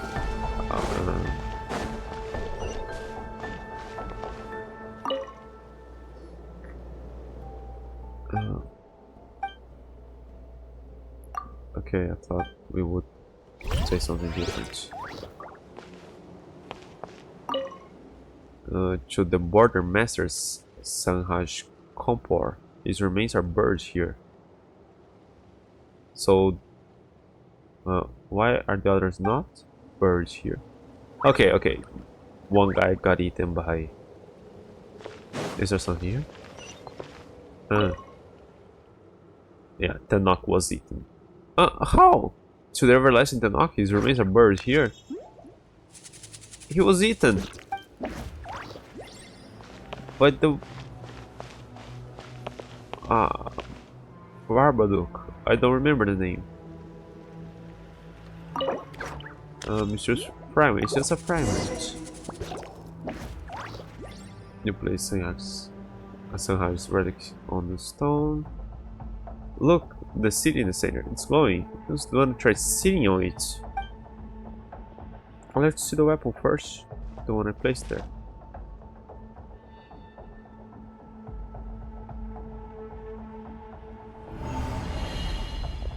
You spam, where are you? He disappeared after he sat on the pedestal. Did he get transported somewhere else? It's still dangerous. I got to follow him. Should I have checked the back rooms? Wait, no way. I'm the only one who knows what's happened. I can't just rush in after them. The Tsumitho can't stray too far from me either. If we all get trapped inside, where that meet? What is that? But I can't just walk away. That Abyss Order rat could show up at any moment. Can't let him threaten the innocent Paimon. He's no threat to us. This is bad. I have to find a way to inform Moika, or at least leave a message that can be passed on to her. If not facing an Archon or some abyssal main force alone, we're usually safe. Oh my, I'm sorry to be a bother, but may I ask if this is the hotel of the Sacred Flame? What stylish chairs it has. When it rains, it pours. Oh my, could it be? The fearsome Granny Itzley, the one who's been chasing me everywhere. When did you get into the customer service industry? Abyssal Rat? Still running that rodent mouth of yours? Is this another one of your schemes? I admit that I can be somewhat loquacious and adore a good scheme as much as the next Abyssal Rat, but this is my first time visiting this tawdry establishment. I thought I'd be able to reach the Margivari through that woven scroll. Who would have thought it would take me here? I guess this is what people mean when they say it's a small world. Oh my, I must be disturbing you during your shift, Granny Itzley. I shall take my leave. See yourself out. What, don't you want to kill him or something? We probably should. You are really letting a perfectly good customer go. Won't this look bad for your key performance indicators? Granny doesn't have time to entertain you right now, so please get your sorry hind out of my sight. Of course. I don't suppose it has anything to do with Ignis's mysterious absence. We're old friends, you know, me and him. I just thought I should say hello, seeing as I'm here. Or perhaps I could draw your attention to his familiar saints left behind on that chair over there. Might I investigate? Wow, saint. Guess I was wrong about you. Rather than a rat, you appear to be Insus Absalmut. Oh, I am most offended. Such vitriol. From the mouth of a dear old lady, no less. You mistake me. I'm just so touched that a little lost dog would travel 1,000 miles to reunite with his master. It's enough to move Granny to tears. Well then, it's Papa. Let the mangy dog perform his trick. Well, you have been taught how to sit, surely? Or do you need a treat to coax it out of you? I must admit, as a representative of the Abyss Order, I am slightly perturbed by your sudden change in attitude, Granny. So, not a dog, but a scaredy cat instead. The Abyss Order can't possibly be full of cowards like you. No wonder they stuck wallowing in. No wonder they're stuck wallowing in mediocrity. I think none of my incompetence is something all my colleagues possess. I am, as you first said, merely a rat subject to the mockeries of others. Being cautious is how a rat survives, no? It doesn't show the whole bowl there. So, just to be sure that I'm not about to walk into a trap, how about we make a deal, Granny? Papar, the employee who was role-playing a hero, is currently safe. Might exchange him for a safe passage to the Marjibari? As long as I can reach the Mar unhindered, I can guarantee that Papar will return to his friends. And all will be well. What do you think, dear Granny? And what exactly do you want to do in the Marjibari? The elderly should know better than to hover over the shoulders of the youth, prying into all their personal secrets. Such flowery speech is a pity I can't be bothered to commit to memory. However, you do best to remember every word I'm about to say. That seems a little unfair. Isn't it the duty of a grandson to listen to their granny? Keep those ears peeled, lest I peel them off your head. The throne behind me leads to a place none of us knows about. If you want to go there, you best become as compliant as a docile capybara. No vandalism, no hurting the flora, find Inus and Paimon and ensure their safety. Understood. I swear on Inus' name to do as you say. You young people are always so keen on swearing oaths. As for an old-timer like me, I prefer a safer approach. I just need you to cooperate for a moment.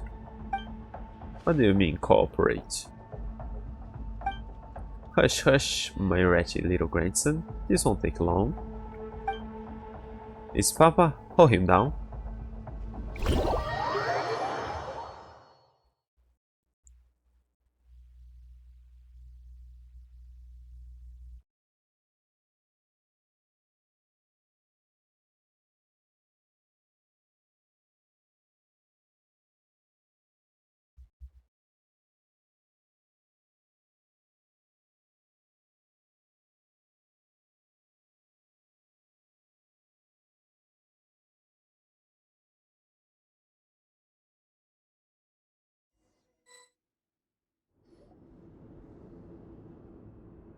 Where the heck are we? We just touched the stone thing and whoosh, now we're here. And Citala is nowhere to be seen. This place looks like the Night Kingdom. Citala said she could sense the Night Kingdom's presence just now. Maybe this is why? But why are there traces of Abyss here? Did we get rid of them already? Maybe this isn't Natlan at all. Looks like Natlan, but it's not Natlan. Looks like the Night Kingdom, but there's no wild connection. And the Abyss is still around. Paimon's getting scared. I just thought of something. What is it? Sunhaj wants to cast a border spell. Oh. Are you talking about the Midnight Kingdom he summoned? Wouldn't that mean that Marjivar is right in front of us? We won't know unless we look. Then let's be careful. But what was that room back there? So this isn't a physical place exactly. But was that one before a physical place? Shattered spatial rifts. Multiple rifts have appeared in this unstable space, resembling the Night Kingdom. They appear to be connected, as though traveling through one will lead you to another.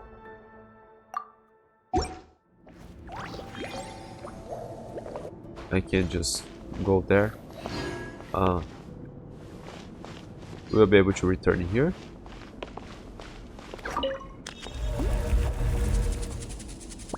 Okay.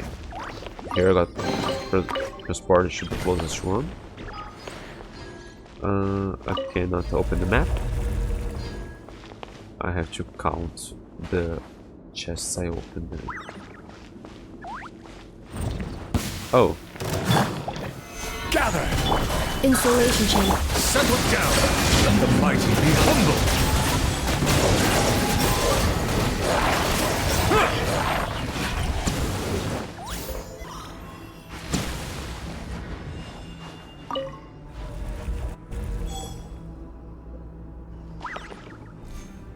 Okay, not always the closest one.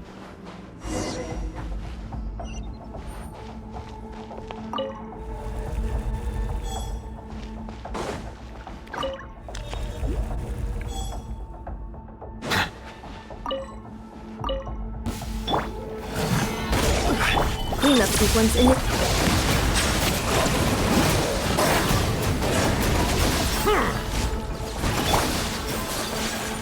Whirling snow! Yeah!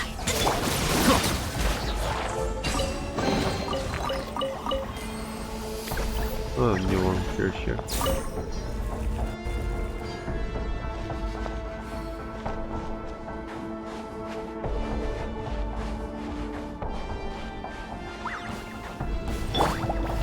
Stabilize! Installation chamber. Bow your head. Be sanctified.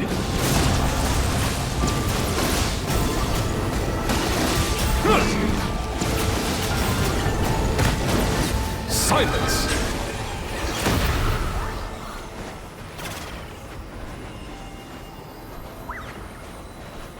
These floating guys don't jump us out of nowhere.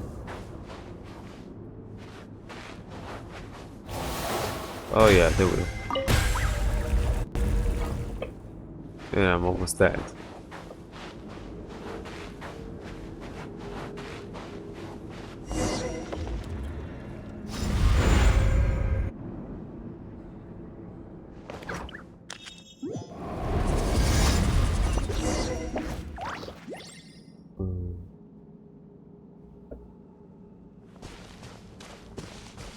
Where are we now?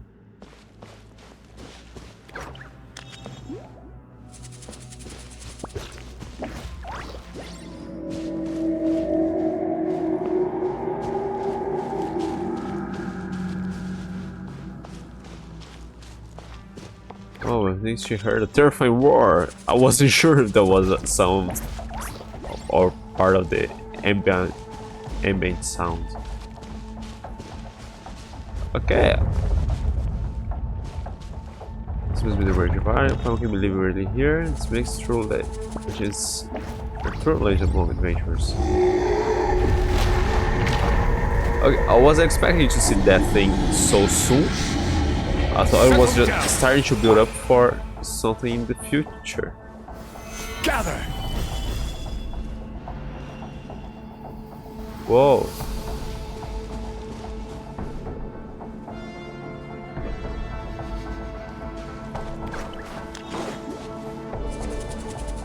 Oh, we're losing health. Why?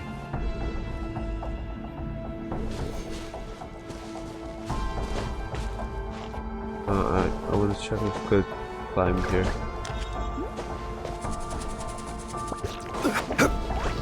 Okay, we're losing health here too. I think we better get... Oh. Currently special story mode. If you leave and re-enter, you may have to experience the same content again. You should leave? No. I wanted to change my party and get Barbara here.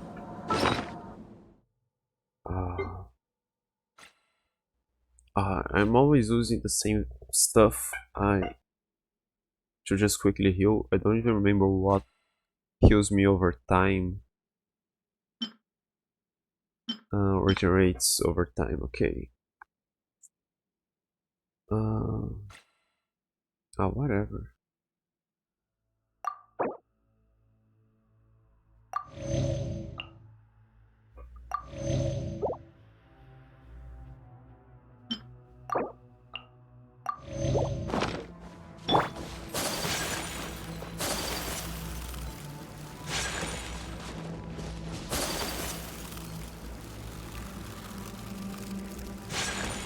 Ah, I just can't get too sidetracked.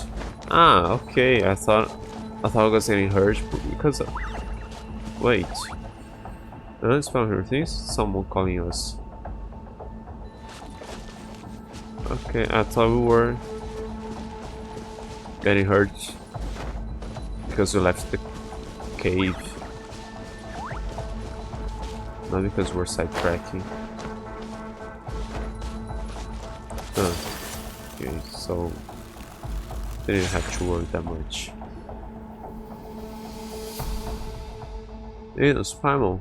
Yeah, don't walk towards the immortal beast the size of a mountain without knowing how to come back. Hey, someone's calling for us. Sounds like Citlali. I found you at last. Angel. It's me, Citlali. Citlali? Well, long time no see, Innocent Paimon. I have to admit, this isn't what I thought our reunion would look like. He's gone back to being Angel again. Hearing the voice of the old hag come out of my youth mouth is beyond mortifying. Shut up before I make you. Are you okay, Citlali? I'm fine, my body's back in the main hall, but I used the spell to attach part of my spirit to this fool's body. This way I can put him to good use.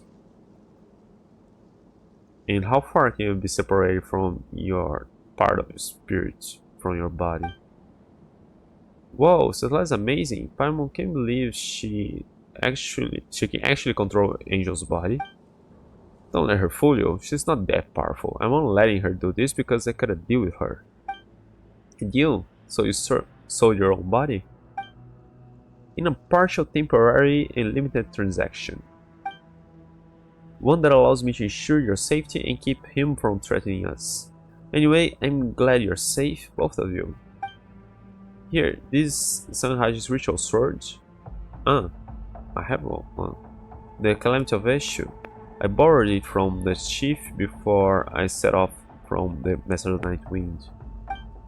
Since we don't know much about this area you're in, it's probably best to keep it close at hand just in case.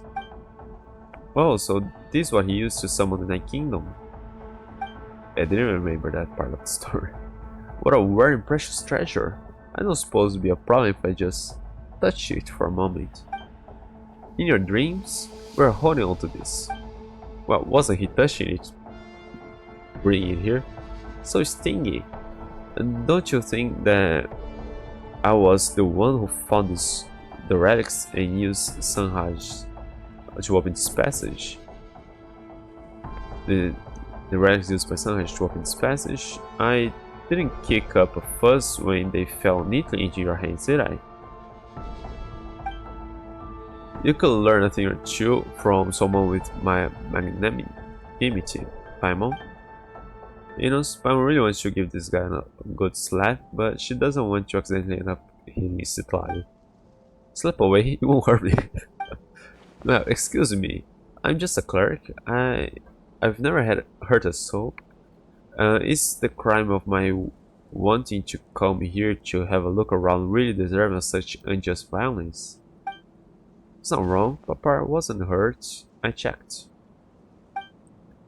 But we were tricked. He hurt our feelings. He put people in danger in the past. I fully sympathize, Paimon, I do. But as you can see, I now have an old hag bouncing around in my brain. If that isn't punishment enough, then I'm afraid you might as well just kill me.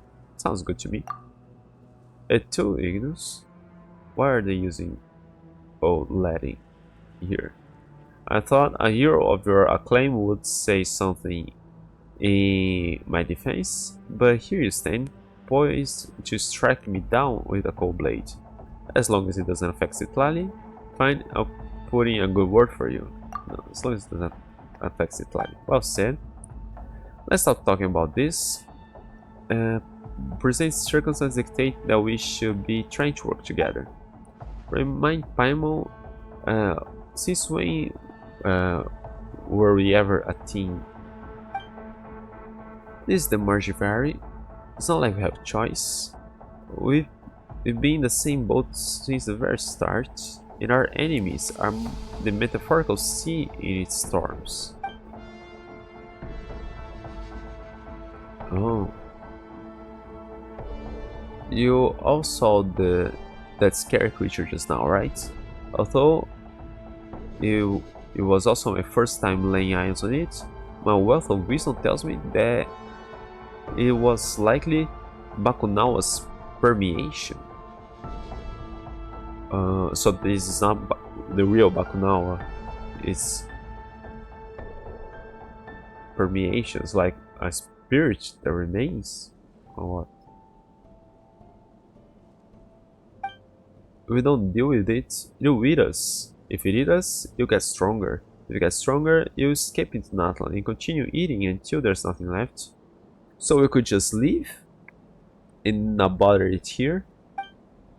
Bakunawa, that's the monster that Tenoch and the 6 heroes of ancient Natlan fought against? Wait, didn't they defeat it? You wish? The worst part about the beast is that it has even stronger mortality than the rest of Gold's creation. Its permeation is no simple humus or chalk. Humus? The one Dragon's Spine has it? Is made of humus? The power contained within it was something that even Gold and the Abyss Order couldn't harness, a power that can corrupt even the passage of time. So this is Genshin's task. Venti also mentioned something about the contamination of time in the Marjabari, so this monster is the one behind it. We did encounter our... Yeah, we just casually mentioning Venti here in front of them. We did encounter our fair share of obstacles on the way here, maybe because people were trying to keep Bakunawa from escaping through the seals. Is that why the Mar disappeared? Wait, we didn't break the seals by coming here, did we? Maybe. Let's just assume that we're in a different time from Bakunawa for now. Then how are we gonna get home?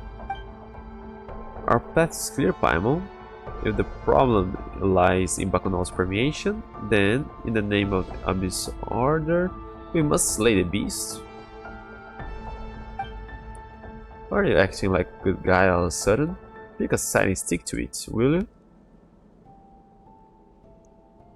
Yeah, he can change shapes. We could get him as a playable character eventually. He just has to get another shape. Form that isn't an Abyss Lector.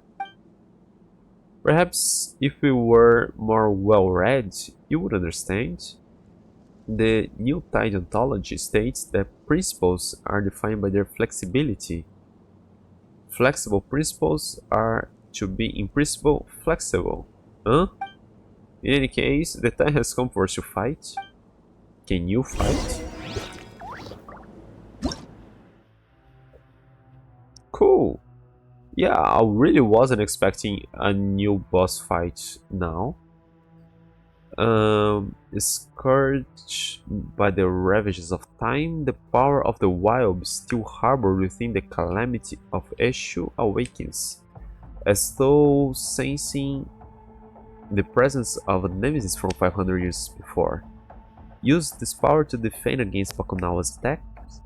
After successfully fending off a special move, the wild will unleash powerful counterblows. Once struck by the wild's counterblows, Bakunawa will be temporarily paralyzed. Seize this opportunity to unleash the power of the calamity of Eshu and attack Bakunawa's weak spots before a change to sever its limbs. Attack with the full power of the calamity of Eshu when Bakunawa is at its weakest to thoroughly defeat it. So, as legends tell, of the terrifying monster's power of revival, it remains to be seen if it might one day rise again.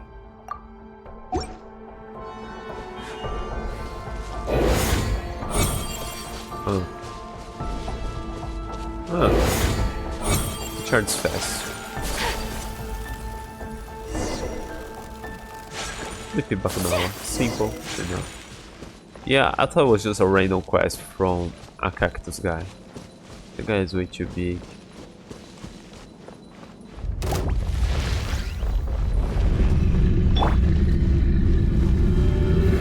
Stabilize! Yeah, I'm not sure this shield holds.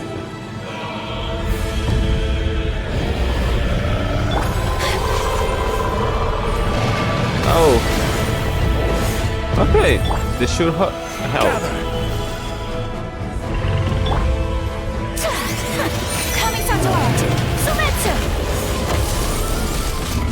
Cleanup sequence initiated. Bow your head.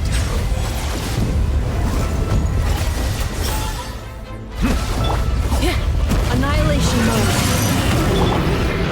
Stabilize! I will have order! Okay, he almost doesn't lose health.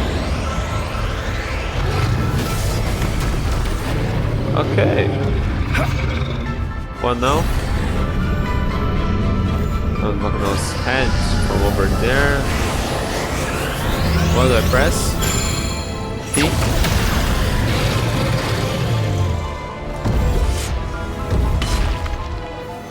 Solidify!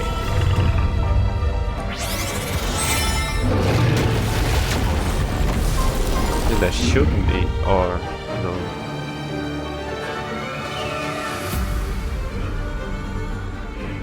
Smoke?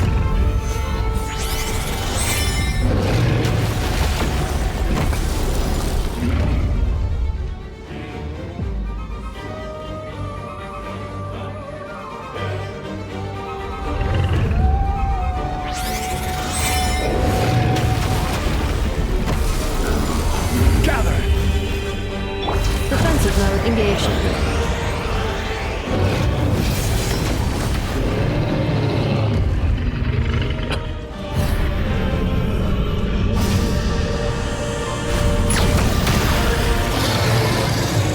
Okay, part of the weapon awakens. Accelerate. Stabilize! Should I use a character with that sword? Actually, what sword is she using? Yeah, I can't really switch now, can I? During a battle. Yeah, it's with your brother. But I think it was good for her too. Settle down!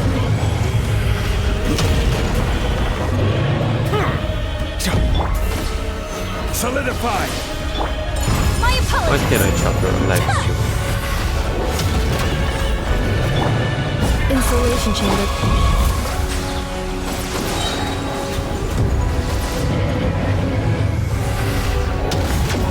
Let the mighty be humbled! Apparently I can reach you. Gather!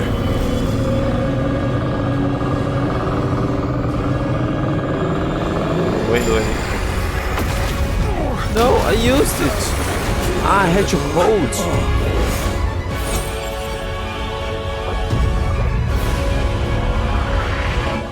Ah, I didn't know I had to hold. I was worried about other stuff while that was going on.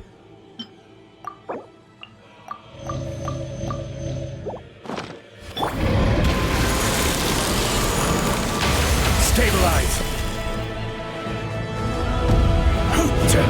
Yeah! Okay, do just do nothing until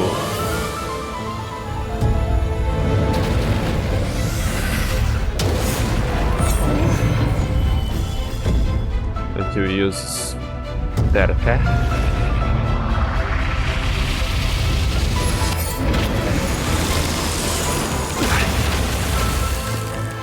Solidify! Oh. Ah, okay. Oh no. Okay, so this is more like a puzzle than an actual fight. See, I knew no matter how powerful the beast was, it would fall short of my of eye, views. Okay, there was no time to read all that. There wasn't a proper fight, we got quite some help. Did you get rid of it? Oh, we're the biggest. That's the biggest bad guy we've ever taken down. No, by size I think the Ozaya was bigger. Judging by the potency of the energy we just dealt with, that may only have been one piece of Bakunawa's body. But if it's only one of many, I'm sure it would have left something useful behind. Let's see. Stop right there. You heard her, Angel. Stay put. What's this now? Are your companions not but arrows in your quiver? Fit only to be strung, shot, and then abandoned? Yeah, most of them are. Angels, remind me, who was it who dealt a crucial blow to Bakunawa just now? Is this how you treat the backbone of your team? Backbone, keep dreaming. What exactly are you after? All that is unknown etches itself into the desire of my soul. The corpse of Bakunawa may be laden with the ancient treasures it once devoured. Surely such artifacts would be priceless. Try harder. You've been hunting for clues about the Marjvari since Aina's arrival in Atlan. There's no way your end goal was something so vague. You can't lie your way out of this one, Angel. What secrets are you hiding? We're not giving it up until you spill the beans. Lie? Why, I'm not lying at all, but since you insist, I'll grace you with a story. Many years ago, there existed a kingdom in a broken land. The king was wise and powerful. He loved his people and was beloved by them. Later, when a powerful enemy attacked the kingdom, the king sacrificed his life to save it. Upon his death, his most steadfast followers succeeded him. Yet evil still lurks in the shadows, its creeping corruption poisoning the new king. Once more, the kingdom was plunged into torment. Civil war broke out across the kingdom, split into factions. The wicked king was slain, and his people were exiled from the land. These exiles split into two different groups. One chose to accept their exile and abandon their homeland forever. The other group refused to leave until they were allowed to settle down elsewhere, albeit in the most barren and remote part of their nation. They lived in neglect for millennia until darkness returned once more. The kingdom was still divided, and these exiles were the first to raise their weapons. Although they were destitute, not a single one of them retreated or fled. With the same stubborn spirit that bade them never abandon their homeland all those years ago, they fought and died until, at last, only one remained. I'm not going to tell us that survivor was you. It seems like eating so many slimes can really make someone a pillar. I was just guessing. Where did you get off me so mean? In any case, the man's name was Tenoch, and the lost settlement was known as Tenochtitoc. Its people were warriors who wielded the power of animal. Some people named the place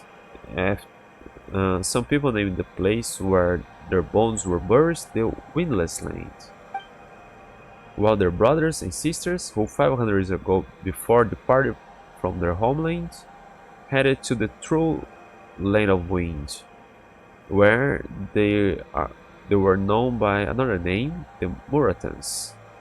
However, that's a story for another day. Does this mean you're one of these Muratan people? Really? Is it lying against it, Lali? Don't shout so loudly, or you kill off all Dirig's brain cells. As for your beloved Granny Eastley, she can no longer respond to you. What did you do to her? Nothing of consequence. I merely drove her away. Stories all have a purpose, and I thank you for taking the time to listen to this one, as it has allowed me to familiarize myself with some of Bakunawa's powers.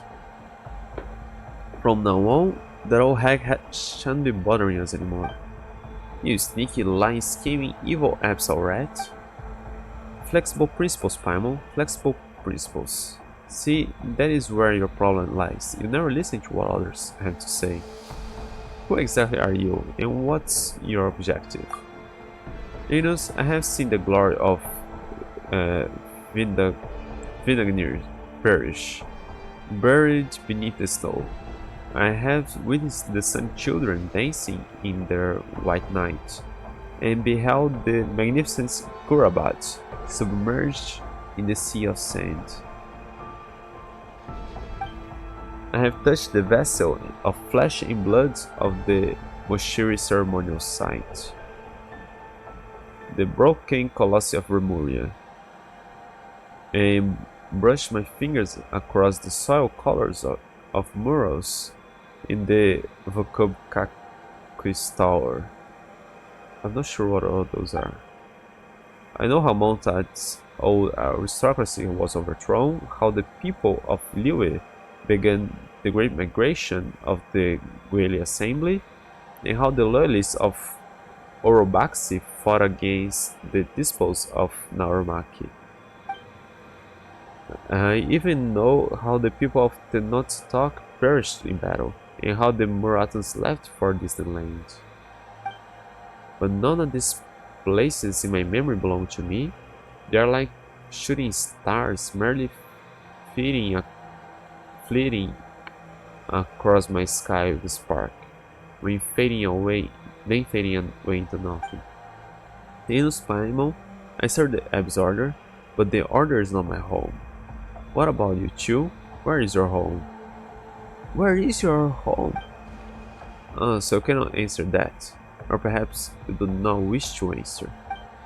Very well, I will be heading deeper to continue my investigation. Maybe we shall never see each other again.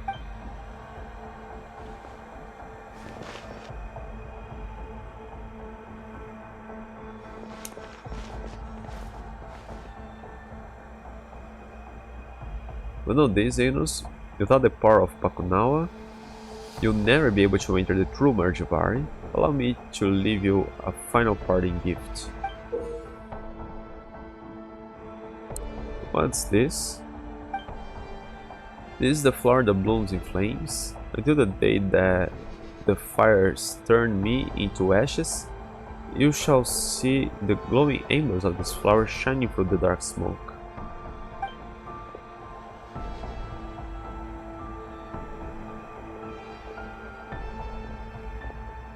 Hey, you're called Angel, right? If you find any secrets, remember to come back and tell us. Or at least give us your name, your real name. Granny Eastley, why? I swore I had driven you away. Me? By the likes of you? Granny just wanted to see what you had to... just wanted to see if you had any other parlor tricks up your sleeves. So that's how it is. Granny will always be Granny. I apologize for my hubris, but if that day does come, I promise I will. And with that, I bid you farewell. Your monuments on my journey, until we meet again. If there truly is a homeland I have forgotten, could it be within this realm of smoldering, shattered time?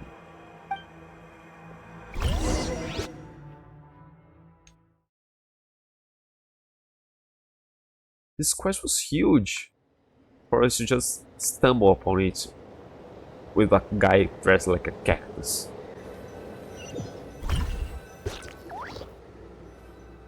You're back. Are you both alright? We're okay, but I'd like to check back there. That's a relief. I couldn't see what Angel was up to. Readable to the very end.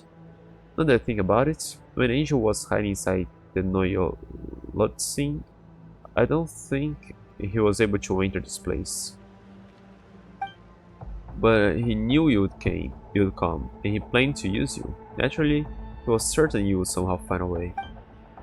But he didn't bet on Citlali showing up, which threw a wrench into his works. We always knew this guy wasn't like the other Absorder moons, but Paimon never thought he had so many secrets, and asking him for answers only left us with more questions, just like this place. I'll check with Moika. I have a feeling she'll know something about this place. I let Tlalin scout the area, and it found a stone tablet behind the temple. It just so happens there were some names written on it. Names? Some of them have been eroded beyond recognition, while others are barely legible. They are the names of the former Power Archons. Huh? I have an inkling this place may have been put together by the Power Archons 500 years ago. They must have made a deal with it. They must have made it to deal with, or at least temporarily contain, Bakunawa. But the exact methods they use are still a mystery. Anyway, I'd appreciate if you didn't tell anyone else about this, for now at least. Then can we keep looking around this place? Of course, but you shouldn't stray too deep, especially you, Ignis. Got that? Why me, not Pam? The spirit trace I left on the angel seems to have been consumed by a strange power. Whatever is wrong with the margin of arm, we're definitely not equipped to handle it right now. I need some time to look into all this. Of course, if I learn anything useful, you'll be first to hear about it. Is there anything else you'd like to know? How's the employee who was acting up earlier? Papar, he's fine. Angel told me that he previously disguised himself as Thurs, ended up named Hain. He then approached Papar, and the two of them really hit it off. In the end, Angel fed Papar enough amphetamine to knock out a Tatankasaurus. He's probably still snoozing up in a corner of the Isle somewhere. This quest has been at least 2 days, right? Classic Angel. I should really be heading home. For a senior citizen like myself, this excursion has been a headache and a half. Thank you, Citlali. I didn't ask for anyone's thanks. But well, if you really want to express your gratitude, remember to come and visit your granny more often, okay?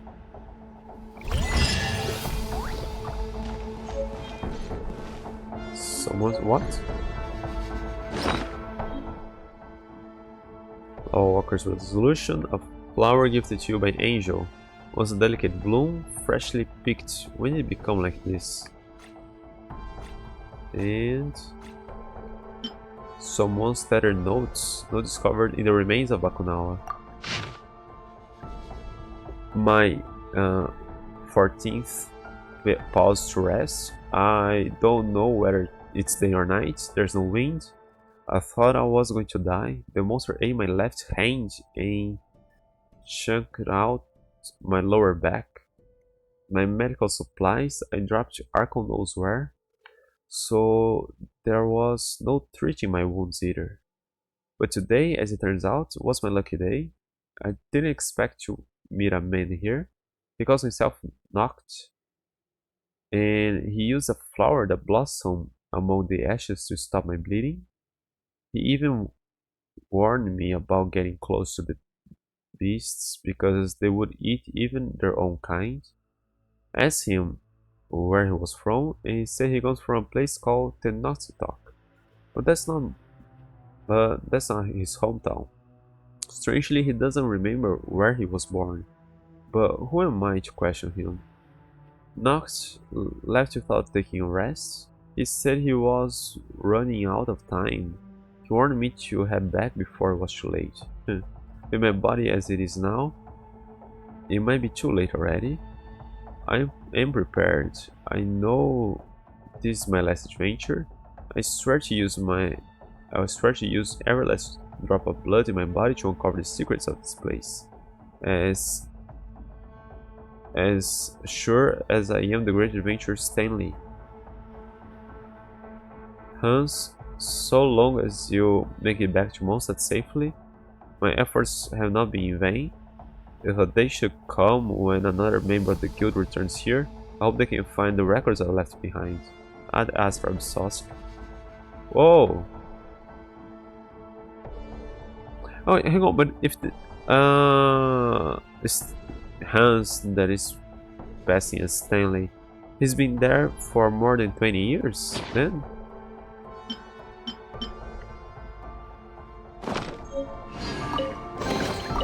Certainly worth the extra mile. do I have a map here?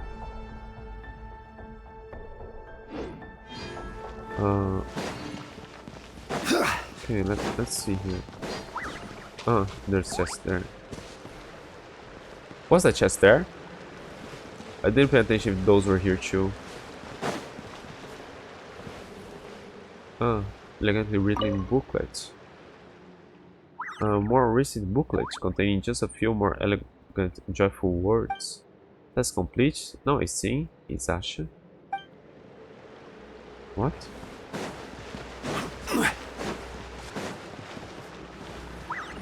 Wind-worn booklet. A badly damaged wind-worn booklet. Wind? There's wind in here. With only a few words still legible. Seal the borders, contain the Marjavari. Not a test for just one generation. My time runs short. Put my thoughts in the secret flame. Remember, you who follow. Kochanina.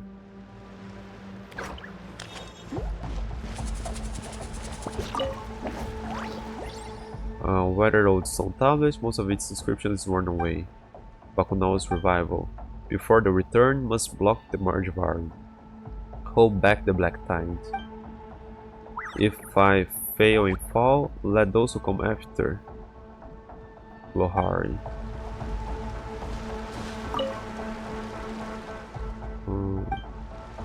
Oh no, this is different. Weathered old stone tablets, inscriptions are nearly illegible, but a faint name can still be seen at the bottom. Which name?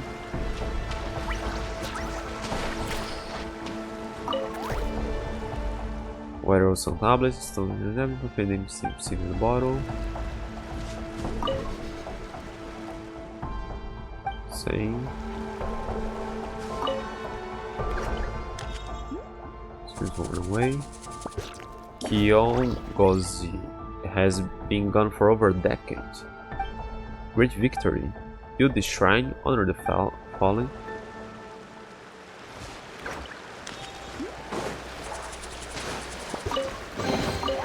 Unsolicited, and all the more valuable for it.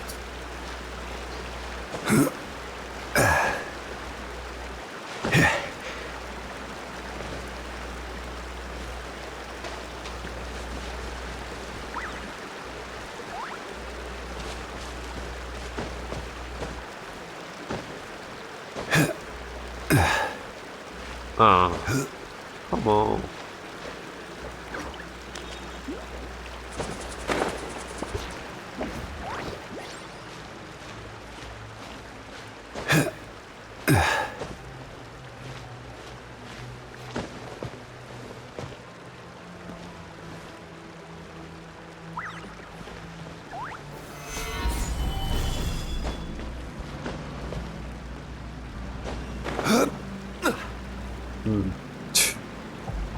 Alright. I accept your invisible wall. Cool. Pretty cool. Let's check if they are there. And then I should check on Stanley.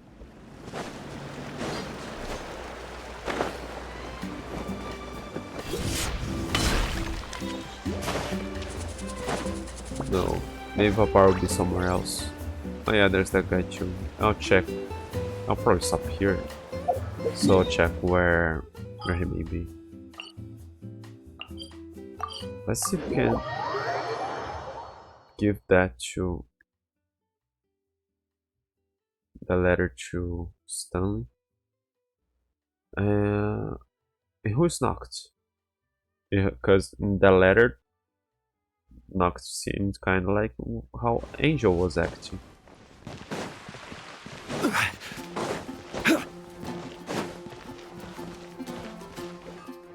It's been a while that I've been here. At night he stays there.